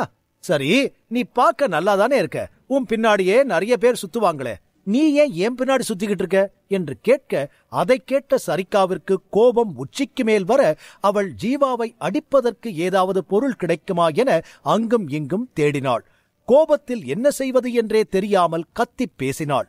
இங்கு பெரிய பிரச்சனை உண்டாகப் போகிறது என ஜெய் அதிர்ச்சியுடன் சரிகாவை பார்த்து கொண்டிருந்தார். எபிசோட் 69. ஜீவாவின் பேச்சைக் கேட்டு சரிகா கோபத்தில் அவனை அடிக்க ஏதாவது பொருள் கிடைக்குமா என்று தேட ஆரம்பித்தாள். அவள் தன்னிலை மறந்து இவ்வாறு செய்து கொண்டிருக்க ஜெய் அவளிடம் வந்து, சரிகா சரிகா என்ன பண்ணிக்கிட்டு இருக்கேன்னு தெரிஞ்சுதான் பண்றியா என்று கூற, சரிகா ஜெய்யின் பேச்சை கவனிக்காமல் உலாவிக் கொண்டிருக்க, சரிகா நீ எங்க இருக்கேன்னு தெரிஞ்சுக்க, எக்ஸாம் ஹாலுக்கு வெளியே இருக்க, இப்ப நீ ஏதாவது சண்டை போடணும்னு முயற்சி பண்ணா அது உனக்குதான் பிரச்சனையா முடியும் என்று கூற, அப்போதும் அவள் கவனிக்காமல் இருந்தாள்.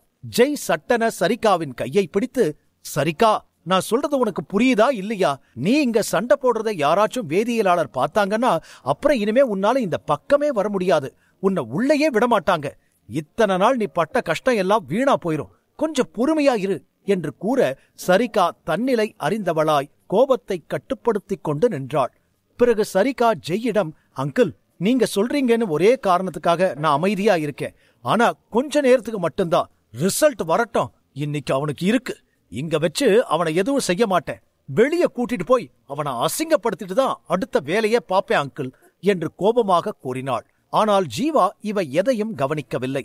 அவன் மௌனமாக அங்கு இருக்கும் ஒரு பெஞ்சில் அமர்ந்து அவன் மனதை ஒருங்கிணைத்து தியான நிலைக்குச் சென்றான். மூலிகையை பற்றிய பெரும்பாலான தகவல்களையும் அதை பயன்படுத்துவதையும் பற்றி முந்தைய வேதியியலாளர்கள் கண்டறிந்தனர். எனவே அதில் அதிக தவறுகள் இல்லை.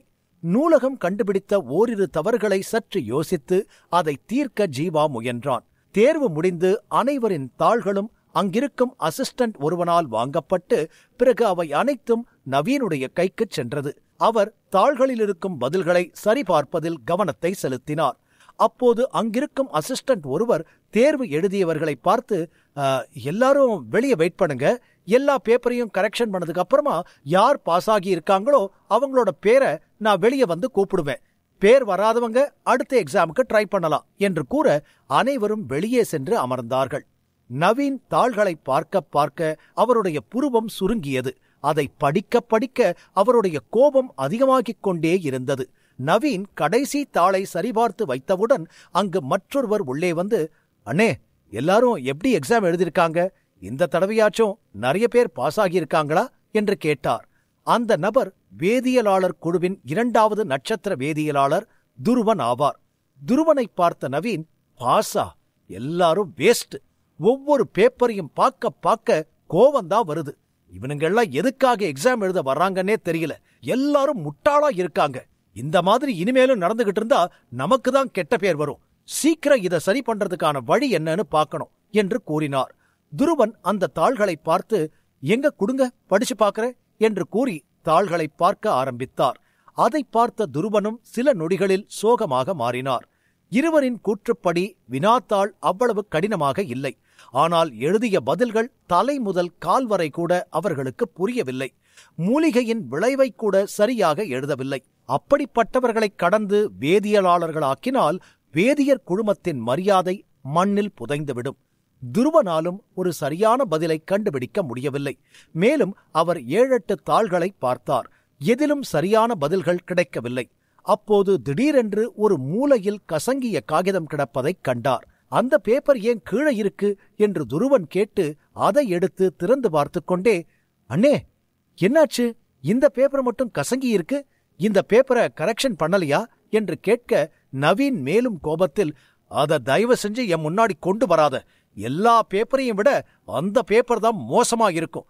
அது எழுதினவன் பாஸ் பண்ண வாய்ப்பே இல்லைன்னு தெரிஞ்சுதா அந்த பேப்பரை படிச்சு கூட பார்க்காம தூக்கி எறிஞ்சிட்டேன். அதை பார்த்தா இன்னும் கோபம் அதிகமாத்தான் இருக்கும். அதை அப்படியே விட்டுறது நல்லது என்று கூறினார். 1 மணி நேரத்தில் ஜீவா தாள்களை கொடுத்துவிட்டு போனதும் நவீனிற்கு ஜீவாவின் மீது தவறான மனநிலை உருவானது. அதற்கு துருவன் அவரிடம், ஏன் அப்படி என்ன மோசமா நடந்துச்சு என்று கேட்க, அதற்கு நவீன், 2 மணி நேரம் எழுதினவங்களோட லட்சணமே இப்படி இருக்கு. இதுல இந்த பேப்பரை எழுதின சாரு இத 1 மணி நேரத்துல முடிச்சுட்டு என்கிட்ட கொடுத்துட்டு போயிட்டான். அதுவும் போகும்போது அடுத்த ரவுண்டு எப்ப ஸ்டார்ட் ஆகும்னு கேள்வி வேற கேட்கறான்.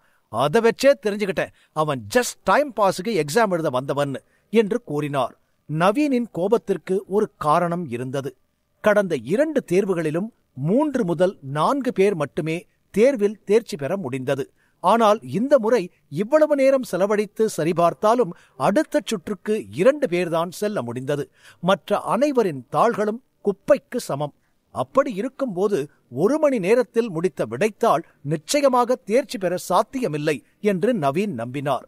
நவீனுடைய வார்த்தைகளை கேட்டு துருவன் சிரித்துக்கொண்டே, எது 1 மணி நேரத்துல எக்ஸாம் முடிச்சுட்டானா?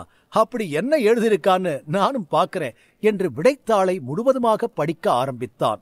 அதிலிருக்கும் பதில்களை படித்தவுடன் துருவனுடைய மனம் காற்றில் பறக்க ஆரம்பித்தது. அவனால் அதை சற்றும் நம்ப முடியவில்லை. என்ன இது? இது நடக்க வாய்ப்பே இல்ல. அண்ணே, நிஜமா இது 1 மணி நேரத்துல எழுதின பேப்பரா என்று துருவன் நவீனிடம் கேள்வியை முன்வைக்க, துருவனின் முகத்தில் இருக்கும் அதிர்ச்சியை பார்த்த நவீன், ஏன் அதுல இருக்கிற பதில்லா அவ்வளோ மோசமா இருக்கா? அதை வச்சுட்டு அடுத்த வேலையை பாரு. அதுல டைம் வேஸ்ட் பண்ண வேண்டாம்.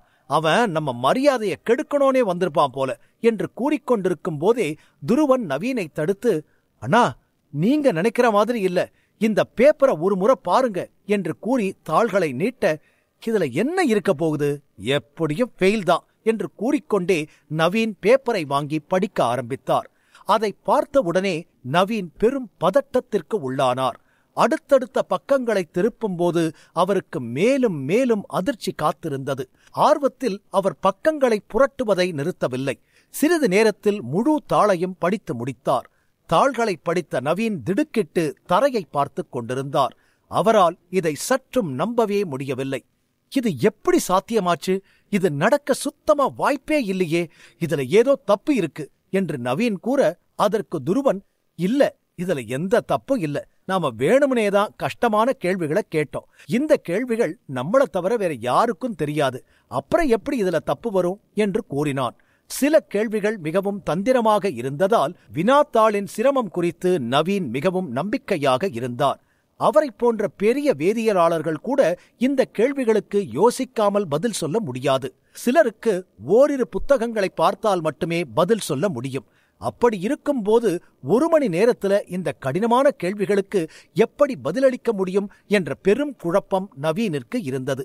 ஜீவாவின் தாளில் பதில்கள் சரியாக இருந்ததோடு மட்டுமல்லாமல் எழுத்துப்பூர்வமாகவும் நன்றாக விளக்கப்பட்டிருந்தது.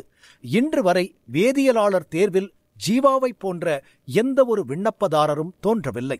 அவன் தனது தாளை மிகவும் சிறப்பாக செதுக்கி இருந்தான். அப்படிப்பட்ட மேதையின் தாள்களை கூட பார்க்காமல் தோல்வியடையச் செய்ய நவீன் மிகவும் அவசரப்பட்டார். துருவன் இதை பற்றி நவீனிடம் கேட்கும்போது அவருக்கு வெட்கத்தில் முகம் சிவந்தது. அவரால் எதுவும் பேச முடியவில்லை. அவர் கண்டிப்பானவர் மற்றும் சரியானவர் என்று எல்லோராலும் அறியப்பட்டிருந்தார். அதனால்தான் அவருக்கு இவ்வளவு மரியாதை கிடைத்தது.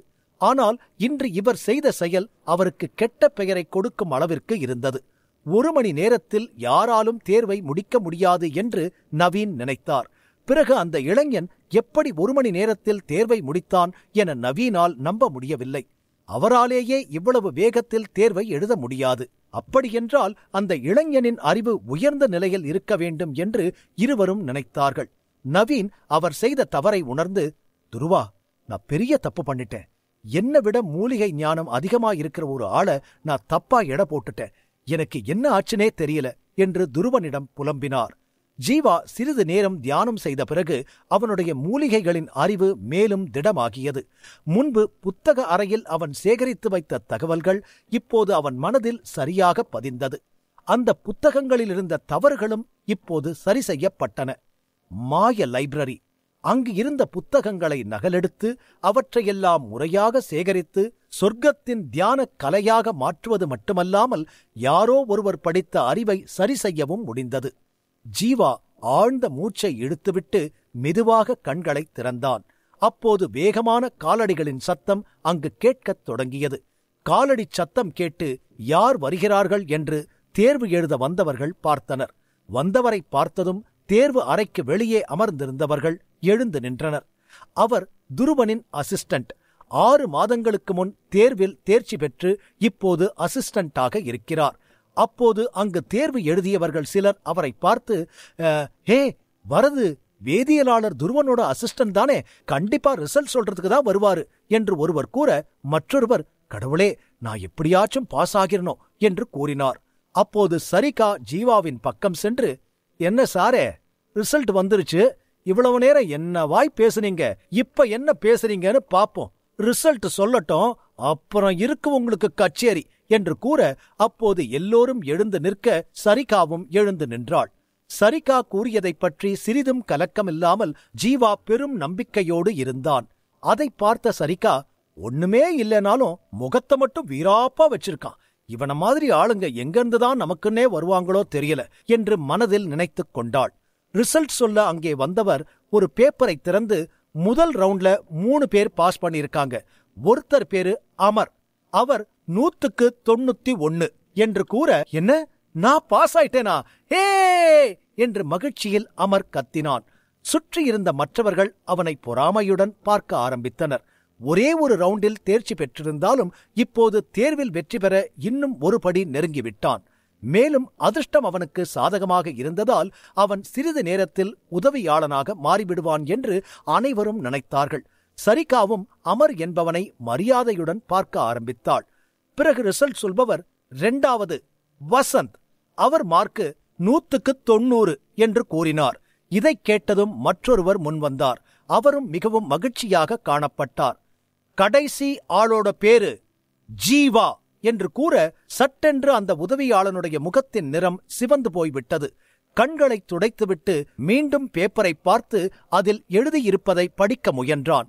அவன் கண்கள் ஏதோ தவறாக பார்த்திருக்கிறது என்று நினைத்து மீண்டும் மீண்டும் பார்த்து, பிறகு உறுதி செய்யப்பட்ட பிறகு நடுங்கும் குரலில் அங்கிருப்பவர்களை பார்த்து, ஜீவாவோட மார்க்கு 100க்கு 100 என்று கூற, அங்கிருப்பவர்கள் அதிர்ச்சியில் திணறிப் போனார்கள். எல்லோரும் ஒருவரை ஒருவர் பார்த்து கொண்டார்கள். பிறகு யார் இந்த ஜீவா என்று அனைவரும் ஜீவா என்ற நபரை தேடும் பணியில் ஈடுபட்டனர். கூட்டத்தில் சிலர், யார் இந்த ஜீவா, எப்படி இவ்வளோ கஷ்டமான கொஸ்டின் பேப்பர்ல 100க்கு 100 எடுக்க முடிஞ்சது, எப்படி எல்லாத்துக்கும் சரியான பதிலை எழுதுனா என எல்லோரும் பேசிக் கொண்டிருந்தார்கள். ரிசல்ட் சொல்ல வந்த அசிஸ்டன்ட் அங்கிருப்பவர்களில் ஜீவா யார் என்று பார்க்க நினைத்த பிறகு, சரி இப்ப சொன்ன 3 பேரும் 2வது ரவுண்டுக்கு சீக்கிரம் எக்ஸாம் ஹாலுக்கு வாங்க என்று கூறிவிட்டு தேர்வு அறைக்கு திரும்ப தேர்ச்சி பெற்ற அமரும் வசந்தும் அவரை பின்தொடர்ந்து போனார்கள். அப்போது ஜீவா மெதுவாக எழுந்து நின்றான். அவனை பார்த்த சரிகா, என்ன பாக்குறீங்க சார், எக்ஸாம்ல பாஸ் ஆனவங்க பேரை ஏற்கனவே சொல்லிட்டு போயிட்டாங்க, இப்பவாச்சும் நீங்க ஒரு முட்டாள்னு ஒத்துக்கிறீங்களா என்று கோபமான குரலில் கூறினாள். சரிகா பேசிக் கொண்டிருக்கும் போது திடீரென்று அவளுக்கு ஒரு எண்ணம் வந்து நடுவில் நின்றது.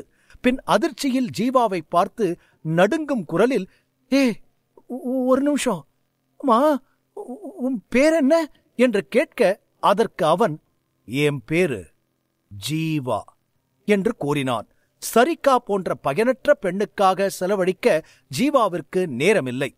பெயரைச் சொல்லிவிட்டு திரும்பி எக்ஸாம் ஹாலுக்கு உள்ளே போக நடக்க ஆரம்பித்தான். அப்போது அங்கிருக்கும் அனைவரும் ஜீவாவை பார்த்து, என்னது, இவன்தான் ஜீவாவா, இவன் எப்படி ஃபுல் மார்க் எடுத்தான், இவன்தான் 1 ஹவர்ல எழுந்து போனவனாச்சே என்று ஆச்சரியத்தில் பேசிக் கொண்டார்கள். சரிகாவின் உள்ளம் நடுங்கியது. அவள் முகம் வெளுத்திருந்தது. தன்னை ஒரு கோமாளி போல் நினைத்துக் கொண்டாள். எதிரில் இருப்பவன் முழுவதுமாக நடிக்கிறான், அவனுக்கு எந்த திறமையும் இல்லை என்று சரிகா சொல்லிக்கொண்டே இருந்தாள். ஆனால் கடைசியில் அவள் ஜீவாவை தவறாக புரிந்து கொண்டாள். இது உண்மையாவே நடந்ததா இல்ல கனவா? இந்த எக்ஸாம் பத்தி எதுவுமே தெரியாத மாதிரி என்கிட்ட வந்து புக்ஸ் வேணும்னு கேட்டான். ஆனா எப்படி 100க்கு 100 மார்க் எடுத்தான்? அப்போ என்கிட்ட இவ்வளவு நேரம் பேசினதெல்லாம் பொய்யா? அவன் ஏமாத்துக்காரனாவே இருக்கட்டும், ஆனா என்கிட்ட எதுக்காக வந்து இப்படி பேசி என்ன ஜோக்கர் ஆக்கிட்டு போயிட்டான்? என்ன பார்த்தா அவனுக்கு முட்டாள் மாதிரி தெரிஞ்சதா? ஒரு முட்டாள் மாதிரி என்கிட்ட நடிச்சு நல்லா ஏமாத்திட்டு போயிட்டான். இவன் கண்டிப்பா இந்த எக்ஸாமுக்கு பல வருஷமா ப்ரிப்பேர் பண்ணிக்கிட்டு இருந்திருக்கணும். ஆனா என்கிட்ட வந்து ஒண்ணுமே தெரியாத மாதிரி நடிச்சிட்டு போயிட்டான் என்று மிகவும் கோபமாக மனதிற்குள் நினைத்துக் கொண்டாள். தன்னை யாரோ அறைந்தது போல் உணர்ந்தாள் சரிகா. அவளுக்கு பைத்தியம் பிடித்துவிடும் போல் இருந்தது. பக்கத்தில் இருந்த ஜெய் சரிகாவை பார்த்து, சரிகா, இங்க என்ன நடந்துகிட்டு இருக்கு? கொஞ்ச நேரம் புக்ஸ் புரட்டி பார்த்துக்கிட்டு இருந்த ஒருத்தன் எப்படி 100க்கு 100 மார்க் வாங்கினா? அதுவும் எப்படி அவனால 1 மணி நேரத்துல எக்ஸாம் எழுதி முடிக்க முடிஞ்சது? இவன் உண்மையாவே இப்பதான் எக்ஸாம் எழுதுறானா இல்ல நம்மளை ஏமாத்திட்டு போயிட்டானா? என்னால இதை சுத்தமா நம்ப முடியல சரிகா என்று அதிர்ச்சியோடு கூறினார். ஜெய் வேதியியலாளர் தேர்வில் தேர்ச்சி பெற மிகவும் முயற்சி செய்தார். பள்ளியில் படிக்கும் காலத்திலிருந்தே முயற்சி செய்து கொண்டிருந்தவர். ஆனால் இந்த இளைஞன் தனது முதல் முயற்சியிலேயே சரியான மதிப்பெண் எடுத்தான் என்பது அவருக்கு பெரும் அதிர்ச்சியை தந்தது. அப்போது ஜீவாவை ஒரு பெரும் திறமைசாலியாக அங்கிருப்பவர்கள் பார்த்தார்கள். சரிகாவின் முகத்தில் அதிர்ச்சி இன்னும் மீளாமல் இருந்தது. எபிசோட் 70. ஜீவாவின் மதிப்பெண்ணை பற்றி அனைவரும் ஆச்சரியத்தில் பேசிக் கொண்டிருக்க, ஜீவா அதை பெரிதாக நினைக்காமல் தேர்வு அறையின் உள்ளே சென்றான். தேர்வு அறையில் அவனுக்கான இருக்கையில் அமர்ந்தான். ஜீவாவிற்கு எதிரே இருந்த மேஜையில் பல அறியப்படாத மூலிகைகள் இருந்தன. இவற்றை பொது பயன்பாடுகளில் ஜீவா பார்த்ததில்லை. அப்போது நவீன் தேர்வு எழுத வந்திருக்கும் மூவரையும் பார்த்து, உங்களுக்கு முன்னாடி 10 மூலிகைகளை வச்சிருக்கோம். உங்களுக்கு 15 நிமிஷம் டைம் தருவோம். அதுக்குள்ள அந்த மூலிகைகளுடைய பெயர், பண்புகள், அதோட விளைவுகள், இது எல்லாத்தையும் நீங்க கண்டுபிடிச்சு எழுதணும். இந்த சுற்றுல நீங்க ஃபுல் மார்க் எடுத்தாதான் வெற்றி பெற முடியும். அதை ஞாபகத்துல வச்சு எக்ஸாம் எழுதுங்க என்று கூறினார். இது தேர்வின் 2வது சுற்று. சுற்றின் பெயர் மூலிகை அடையாளம். இந்த சுற்றில் தேர்ச்சி பெற முழு மதிப்பெண்கள் பெற வேண்டியது அவசியம். ஒரு மூலிகையையாவது ஒருவர் தவறாக அடையாளம் கண்டுகொண்டால் அந்த நபர் தோல்வியடைந்திருப்பார். ஜீவா முதல் மூலிகையின் தண்டை பார்த்தான். அதில் பச்சை பூக்கள், பச்சை தண்டு மற்றும் பச்சை இலைகள் மட்டுமே இருந்தன. பச்சை குச்சிப்புல் என்று எழுதினான். அந்த மூலிகையை பார்த்தவுடனே ஜீவாவிற்கு அந்த மூலிகையை பற்றி ஒரு புத்தகத்தில் எழுதியிருந்த தகவல்கள் நினைவுக்கு வந்தது. அதன் பெயரை எழுதினான். அப்போது ஜீவாவின் மனதில் ஒரு புத்தகம் திறந்தது. அதில் பச்சை தண்டுப்புல் பற்றிய தகவல்கள் எழுதப்பட்டன. சொர்க்கத்தின் நூலகத்தில் உள்ள ஒரு புத்தகத்தில் இருந்த தகவல்களை விடைத்தாளில் எழுதினான். பிறகு 2வது மூலிகையை பார்த்தான். இந்த மூலிகைகளை எளிதில் யாராலும் அடையாளம் காண முடியாது. ஆனால் ஜீவாவிடம் நூலகம் இருப்பதால் இது எளிதாக இருந்தது. அவனுக்கு எந்த பிரச்சனையும் வரவில்லை. விரைவில் 9 மூலிகைகளின் பெயர்களையும் அவற்றின் விவரங்களையும் எழுதினான். 1 மட்டும் எஞ்சியிருந்தது. இது மிகவும் விசித்திரமான தாவரமாக இருந்தது. அதில் மஞ்சள் பூக்கள் இருந்தன, சாம்பல் தண்டு மற்றும் வெள்ளை இலைகள் இருந்தது. இது எந்த செடி என்று ஜீவா யோசித்துக் கொண்டிருக்கும் போது ஒன்று நினைவுக்கு வந்தது. மேலும் அவன் தனது சொந்த முட்டாள்தனத்தை பார்த்து சிரிக்க ஆரம்பித்தான். பிறகு பைத்தியக்காரனைப் போல் தன் நெற்றியில் அடித்துக் கொண்டான். அவனிடம் நூலகம் இருக்கிறது. அதை விட்டுவிட்டு ஏதேதோ யோசித்துக் கொண்டிருப்பதால் அவனை நினைத்து சிரித்துக் கொண்டான். மூலிகையை கையில் எடுத்த உடனேயே ஒரு புத்தகம் நினைவுக்கு வந்தது. மூலிகையின் பெயர், விளைவு மற்றும் அதன் சிறப்புகளும் குறைபாடுகளும் என அனைத்து தகவல்களும் அந்த புத்தகத்தில் எழுதப்பட்டிருந்தது. அவை அனைத்தையும் ஜீவா எழுதினான். பிறகு மீதமுள்ள 9 மூலிகைகளையும் ஒவ்வொன்றாக எடுத்து பார்த்தான். 2 முறை சோதனை செய்ததில் எந்த தவறும் இல்லை என உறுதி செய்தான். பாதி நேரம்தான் முடிந்திருந்தது. ஆனால் எழுதி முடித்து விட்டதால் முதல் சுற்றைப் போலவே சீக்கிரமாக விடைத்தாளை சமர்ப்பித்தான். இதற்கு முன்பும் நவீனிற்கு ஜீவாவை புரிந்து கொள்வதில் சிரமம் இருந்தது. ஆனால் ஜீவா ஏதோ விளையாட்டு நிகழ்ச்சிக்காக இங்கு வரவில்லை என்பது இப்போது நவீனிற்கு தெளிவாக தெரிந்தது. முந்தைய சுற்றில் ஜீவாவின் சரியான மதிப்பெண் எல்லாருக்கும் ஆழமான தாக்கத்தை ஏற்படுத்தியது. நவீன் முதல் சுற்றில் ஜீவாவை குறைத்து மதிப்பிட்டார். ஆனால் மீண்டும் அதே தவறை செய்ய மாட்டார். ஜீவா சமர்ப்பித்த பேப்பரை எடுத்து பதில்களை பார்த்தார். அப்போது துருவனின் அசிஸ்டன்ட்டும் பேப்பரை பார்த்தான். அனைத்து பதில்களும் சரியாக இருந்தன. அவன் பதிலை படித்துவிட்டு மகிழ்ச்சியுடன் தலையசைத்தான். பெயர்கள் மட்டுமல்ல, அவற்றின் தகவல்களும் விளைவுகளும் சரியாக எழுதப்பட்டிருந்தது. அந்த தாளில் ஒரு தவறு கூட இல்லை. இந்தச் சுற்றிலும் ஜீவா பாஸ் ஆகிவிட்டான் என்று இருவரும் நினைத்துக் கொண்டிருந்தார்கள். இருவரும் ஜீவாவை நோக்கி அவனை வாழ்த்தப் போக திடீரென்று இருவரும் நின்றார்கள். மீண்டும் ஜீவாவின் தாளில் எழுதிய பதிலை பார்க்க ஆரம்பித்தார்கள். அதற்குள் விரைவாக மற்ற 2 பேரும் தங்கள் ஆவணங்களை சமர்ப்பித்தனர். அசிஸ்டன்ட் மற்ற இருவரின் ஆவணங்களையும் விரைவாக சரிபார்த்தான். சரி, இந்த ரவுண்ட்ல ஒருத்தர் மட்டும்தான் பாஸ் ஆகி இருக்காங்க, அவர் பேரை நான் இப்பவே சொல்றேன் என்று கூற, ஜீவா தன்னைத்தான் கூறப்போகிறார்கள் என்று நினைத்துக் கொண்டிருக்க, பாஸ் ஆனது அமர் என்று அசிஸ்டன்ட் கூறினார். நான் பாஸ் ஆகிட்டேனா என்று பெரும் மகிழ்ச்சியுடன் அமர் இருந்தான். அமர் முதல் 2 சுற்றுகளில் தேர்ச்சி பெற்ற பிறகு 3வது தேர்வான டான் லெவலில் தேர்ச்சி பெறுவான் என்பது உறுதி செய்யப்பட்டது. இப்போது அவன் அசிஸ்டண்டாக மாறுவதற்கு அதிக நேரம் இல்லை. ஆனால் தனது பெயரை அறிவிக்கவில்லை என ஜீவா ஆச்சரியத்துடன் பார்த்து கொண்டிருந்தான். ஏன் என் பேரை சொல்லாம இருக்காங்க? நான் தான் எல்லாத்துக்கும் சரியான பதில் எழுதியிருந்தேனே. எழுதி முடிச்சிட்டு 2 தடவை சரி பார்த்தேனே. எல்லாமே சரியாதானே இருந்துச்சு. ஆனா இவங்க ஏன் என் பேரை கூப்பிடல? அப்ப நான் ஃபெயில் ஆயிட்டேனா? இல்ல, எனக்கு தெரிஞ்சு நான் எல்லாமே சரியாதான் எழுதியிருக்கேன். நான் ஃபெயில் ஆக வாய்ப்பே இல்ல. அவங்க கிட்டதான் ஏதோ தப்பு இருக்கு. அத முதல்ல சொல்லி சரி செய்யணும் என்று ஜீவா மனதில் நினைத்து வேதியியலாளர் நவீனை பார்த்து, சார், எனக்கு ஒரு டவுட் இருக்கு.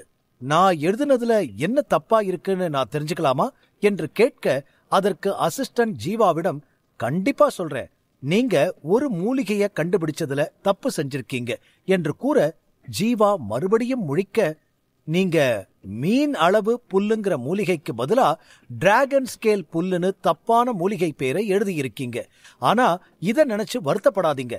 இந்த மாதிரி எக்ஸாம்ல தப்பு நடக்கிறதெல்லாம் சகஜம்தான். பாத்தீங்கல்ல, முதல் ரவுண்ட்லயே எத்தனை பேர் தப்பு செஞ்சு வெளியே போயிட்டாங்கன்னு. அந்த மாதிரிதான். அடுத்த முறை நல்லா படிச்சுட்டு வாங்க, கண்டிப்பா பாஸ் ஆகிரலாம். உங்ககிட்ட அதிகமான நினைவாற்றல் இருக்கு, அதை சரியா உபயோகப்படுத்துங்க என்று கூறினார். இவ்வளவு நேரம் இவை அனைத்தையும் பார்த்து கொண்டிருந்த துருவன் ஜீவாவிடம், ஆமா, அவர் சொல்றதும் சரிதான். உங்களுக்கு இன்னும் சின்ன வயசுதான். நீங்க ரொம்ப இளமையா இருக்கீங்க. உங்களுக்கு இன்னும் வயசு இருக்கு. இதே திறமையோட படிச்சா சீக்கிரமே வேதியியலாளரா ஆகிரலாம். அவசரப்படாம நிதானமா பொறுமையா படிச்சு தியரியும் பிராக்டிகலையும் சரியா புரிஞ்சுக்கோங்க என்று விளக்கம் கொடுத்தான். எதனால் இந்த தேர்வில் தோல்வி அடைந்தான் என்பதை ஜீவா தெளிவாக புரிந்து கொண்டான். ஒரு மூலிகையின் பெயரில் மட்டும் பிரச்சனை இருக்கிறது.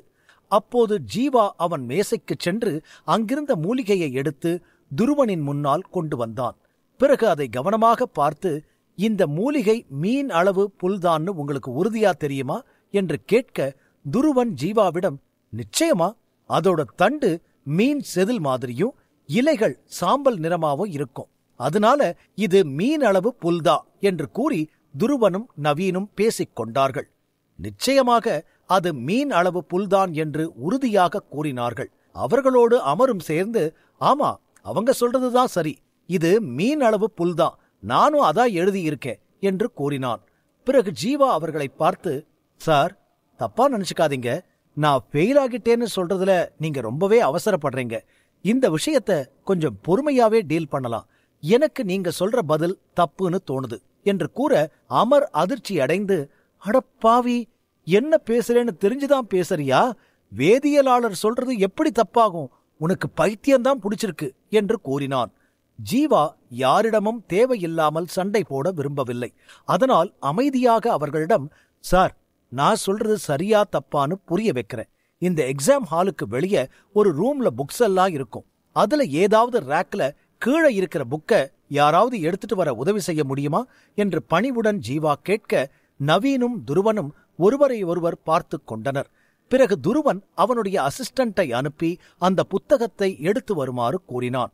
அவ்வாறே அந்த புத்தகத்தை அசிஸ்டண்ட் எடுத்து வர ஜீவா அவனை பார்த்து, அதுல 17வது பக்கத்தை திறந்து மீன் அளவு புல் பத்தி போட்டிருக்கோம், அதை படிங்க என்று கூற, அசிஸ்டண்ட் அவ்வாறே 17வது பக்கத்தை எடுக்க அதில் மீன் அளவு புல் பற்றி தகவல் இருக்க அவன் பெரும் அதிர்ச்சிக்குள்ளானான். புத்தகத்தின் பக்கம் முதற்கொண்டு ஒருவனால் எப்படி ஞாபகம் வைத்துக் கொள்ள முடியும் என்று எண்ணினான். எந்த புத்தகத்தில் எந்த மூலிகை எழுதப்பட்டிருக்கிறது, எந்த புத்தகம் எந்த ராக்கில் வைக்கப்பட்டுள்ளது என்பதை நினைவில் வைத்துக் கொள்ளும் அளவிற்கு இருக்கும் ஜீவாவின் நினைவாற்றல் அனைவருக்கும் ஆச்சரியத்தை தந்தது. அந்த புத்தகத்தை படிக்க அதில் மீன் அளவு புல் பொதுவாக சேற்றுப் பகுதிகளில் காணப்படும். விசித்திரமான தோற்றம் கொண்ட தண்டு காரணமாக இதற்கு இந்த பெயர் வந்தது. இதன் தண்டு மீன் செதில் போல் தெரிகிறது. மூலிகை முழுவதும் சாம்பல் நிறம் மற்றும் அதன் இலைகளில் லேசான வெள்ளை நிற புள்ளிகள் இருக்கும். அந்த மூலிகையின் அடையாளத்தை அசிஸ்டன்ட் சொல்லிக் கொண்டிருக்கும் போதே அவனுடைய குரல் மெலிந்து கொண்டிருந்தது. ஏனென்றால் அந்த மேசையில் வைக்கப்பட்டிருந்த மூலிகைக்கும் தான் படித்துக் கொண்டிருந்த மூலிகைக்கும் நிறைய வித்தியாசம் இருப்பதை அவனும் புரிந்து கொண்டான்.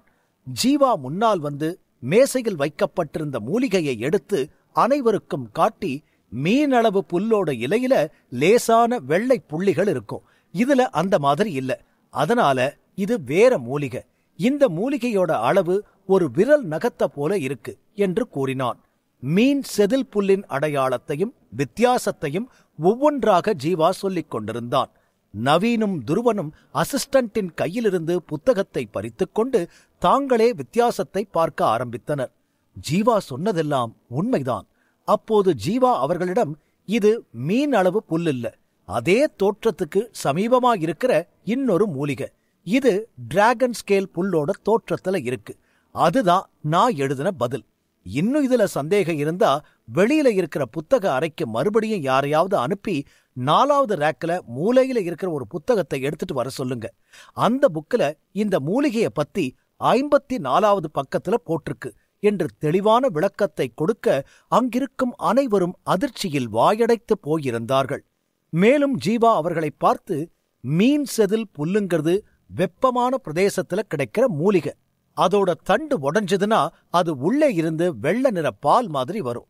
ஆனா டிராகன் ஸ்கேல் புல்லுங்கிறது குளிர் பிரதேசத்துல கிடைக்கிற மூலிகை, அதை உடைக்கும் போது அதிலிருந்து மஞ்சள் கலர்ல ஒரு திரவம் வரும், அதோட லேசான குளிர்காத்து வீசுறது மாதிரி ஃபீல் உருவாகும். இதுதான் ரெண்டுக்கும் உள்ள வித்தியாசம். வேதியியலாளர், நீங்க சரியா இதை கண்டுபிடிப்பீங்கன்னு நம்புறேன் என்று கூறி அனைவரையும் திகைக்க வைத்தான். துருவனின் அசிஸ்டன்ட் ஜீவா கூறிய புத்தகத்தை எடுத்து வர அதில் 54வது பக்கத்தில் பார்க்க டிராகன் ஸ்கேல் புல் மூலிகையை பற்றி அதில் இருந்தது. அசிஸ்டன்ட் அந்த புத்தகத்தை படித்து அதில் எழுதப்பட்ட மூலிகையின் அடையாளத்தை அனைவருக்கும் சொன்னான். அதில் டிராகன் ஸ்கேல் புல் என்று பெயர் எழுதப்பட்டிருந்தது. அதனுடைய தோற்றத்தை பார்க்கும்போது இவர்களிடம் இருக்கும் மூலிகையோடு ஒத்துப்போனது. ஜீவா சொன்னதே சரியான பதில் என்பது அனைவருக்கும் தெளிவாகியது. தேர்வாளராக இருந்தபோதிலும் அவர்களின் தவறை ஒரு மாணவன் சரி செய்தான். நவீன் மற்றும் துருவனின் முகம் சிவக்க ஆரம்பித்தது. அறை முழுவதும் அமைதியாக இருந்தது. ஜீவா பதில் கண்டுபிடித்ததை விட புத்தகத்தையும் பக்கத்தையும் கண்டுபிடித்தது அனைவருக்கும் ஆச்சரியத்தை தந்தது. அனைவரும் ஜீவாவை கதாநாயகனைப் போல் பார்த்தார்கள். ஆனால் நவீன் மற்றும் துருவனுக்கு ஜீவா எதிராளியாக தெரிந்தான். எதிராளியின் நினைவாற்றல் இவ்வளவு கூர்மையாக இருக்கிறது என்பதை முன்னரே அறிந்திருந்தால் அவனை தோற்கடிக்க நவீனும் துருவனும் முயன்றிருக்கவே மாட்டார்கள். இப்போதும் அவர்களின் தவறை அனைவரின் கவனத்திற்கும் கொண்டு வரவில்லை. பிறகு வேறு வழியில்லாமல் நவீன் ஜீவாவை பார்த்து, இது டிராகன் ஸ்கேல் புல்தா, நாங்க தான் தப்பா சொல்லிட்டோம், அது எங்களோட தப்புதான் என்று புன்னகையுடன் கூறினார். நாட்டின் புகழ்பெற்ற வேதியியலாளரான நவீன் இன்று வரை மற்றவர்களுக்கு பாடம் சொல்லிக் கொடுத்தார். ஆனால் இன்று ஒருவன் அவருக்கு தலைகீழாக பாடம் எடுத்திருக்கிறான். ஜீவா எழுதியது சரி என்றால் அமர் எழுதியது தவறு. அதனால் அவன் தேர்வில் தோல்வியடைந்ததை எண்ணி மிகவும் வேதனைப்பட்டான். அமருக்கு ஜீவாவின் மீது பெரும் கோபம் வந்தது. இவ்வளவு கடினமாக வாங்கிய வெற்றியை ஒரே நொடியில் வீழ்த்திவிட்டான் என்ற வெறி அமருக்குள் இருந்தது. டே ஜீவா, இதுக்காக உன்னை சும்மா விடமாட்டேன்டா. இத்தனை வருஷமா எக்ஸாம் எழுதி இன்னைக்கு எக்ஸாம்ல பாஸ் ஆகி 2வது ரவுண்ட்லயும் பாஸ் ஆகிட்டேன்னு சொன்னவங்கள ஏதேதோ திசை திருப்பி அவங்கள குழப்பி நீ பாஸ் ஆகிட்டல்ல, உன்னால என் வாழ்க்கையே போச்சுடா. நீ பாஸ் ஆகணும்னா அதுக்கு மத்தவங்களோட வாழ்க்கையை ஏண்டா கெடுக்கிற? நான் டான் லெவல் ஸ்டேஜ் 4ல இருக்கேன். நீ வெளியே வருவல்ல, உனக்கு சரியான பாடம் சொல்லித்தரேன் என்று அமர் மனதிற்குள் ஜீவாவை திட்டினான். அப்போது துருவன் ஜீவாவை பார்த்து, நீங்க என்ன டான் லெவல்ல இருக்கீங்க என்று கேட்க, அதற்கு ஜீவா, நான் டான் லெவல் 5 ஸ்டேஜ் 4ல இருக்கேன் என்று கூற அதை அவர்கள் உறுதி செய்தனர். இதை கேட்ட அமர் மேலும் அதிர்ச்சி அடைந்தான். என்ன, இவன் டான் லெவல் 5ல இருக்கானா? அட பாவி, அப்ப உன்னை அடிக்கவும் முடியாது. நல்ல வேளை இதை இப்பவே சொன்னான். இது தெரியாம நான் இவன் கூட சண்டைக்கு போயிருந்தா அப்புறம் இவங்கிட்ட அடி வாங்கிக்கிட்டு தான் வெளியே வந்திருக்கணும். நல்ல வேளை தப்புச்சோம் என்று அமர் மனதிற்குள் நினைத்தான். அப்போது நவீன் ஜீவாவை பார்த்து, நீங்க டான் லெவல் 5ல இருக்கீங்க, அதனால 3வது ரவுண்டும் பாஸ் ஆகிட்டீங்க. உங்களை வேதியியலாளர் குழுவுக்கு வரவேற்கிறோம், வாழ்த்துக்கள் என்று கூறி பின்னர் அவரது பாக்கெட்டிலிருந்து ஒரு டோக்கனை எடுத்தார். அதில் ஒரு குறியீடு இருந்தது. அதை ஜீவாவிடம் ஒப்படைத்த நவீன், இந்த சிம்பல் நீங்க வேதியியலாளரோட அசிஸ்டன்ட்னு சொல்ற சிம்பல். இத வச்சு நீங்க குழுவோட அடிப்படை நூலக பகுதிக்கு போகலாம். உங்களுக்கு மருந்து வாங்கறதுல சில தள்ளுபடி இருக்கு. இன்னும் நிறைய பெனிஃபிட்ஸ் இது மூலமா கிடைக்கும் என்று கூற ஜீவா அந்த டோக்கனை மகிழ்ச்சியுடன் வாங்கிக் கொண்டான். வேதியியலாளர் குழு மிக அதிக விலைக்கு வெளியாட்களுக்கு மருந்துகளை விற்பனை செய்து வந்தது. வேதியியலாளர் குழுவின் உறுப்பினர்களுக்கு மருந்துகள் வாங்கும்போது பெரிய தள்ளுபடிகள் வழங்கப்பட்டன.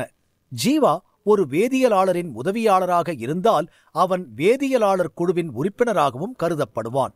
இந்த தேர்வை எழுதுவதற்கு ஜீவா உழைத்த உழைப்புக்கும் முயற்சிக்கும் முக்கிய காரணம் அவன் அந்த நூலகத்துக்கு செல்ல வேண்டி இருந்ததுதான். இப்போது இந்த டோக்கனை பெற்றதன் மூலம் அவனது இலக்கு நிறைவேறியது. அப்போது நவீன் ஜீவாவை பார்த்து, நீங்க யாருக்கு அசிஸ்டண்டா இருக்கணும்னு ஆசைப்படுறீங்களோ அவங்களுக்கு அசிஸ்டண்டா இருக்கலாம். உங்க திறமைய பார்த்தா நீங்க சில வருஷத்திலேயே வேதியியலாளரா வருவீங்கன்னு தோணுது என்று கூறினார். நவீன் ஜீவாவை அவரது அசிஸ்டண்டாக ஆக்க வேண்டும் என நினைக்கிறார் என்பது தெளிவாக தெரிந்தது. ஜீவாவின் நினைவாற்றல் அனைவருக்கும் ஆச்சரியத்தை கொடுத்தது. மேலும் அவனுடைய திறமையும் ஒரு சிறந்த அளவில் இருந்தது. சரியாக வழிநடத்தப்பட்டால் விரைவாக ஜீவா வேதியியலாளராகி உலகில் பெரிய விஷயங்களை செய்து பெரிய பெயரையும் சம்பாதிப்பான். அப்படி ஒரு மாணவன் கிடைத்தால் நவீனுடைய பெயர் இன்னும் பிரபலமாகிவிடும் என்று நவீன் மனதில் பெரும் கனவுகளைக் கண்டார். பக்கத்தில் நின்றிருந்த வேதியியலாளர் துருவனும் அவ்வாறே உணர்ந்து ஜீவாவை தன் மாணவனாக்க வேண்டும் என விரும்பினான். இருவரின் நம்பிக்கை நிறைந்த கண்களை பார்த்த ஜீவா அவர்களிடம், என்ன மன்னிச்சிடுங்க, என்னால இப்போதைக்கு வேதியியலாளராவோ அசிஸ்டண்டாவோ ஆக முடியாது என்று கூற அங்கிருக்கும் அனைவரும் ஜீவாவின் வார்த்தைகளைக் கேட்டு பெரும் அதிர்ச்சிக்குள்ளானார்கள்.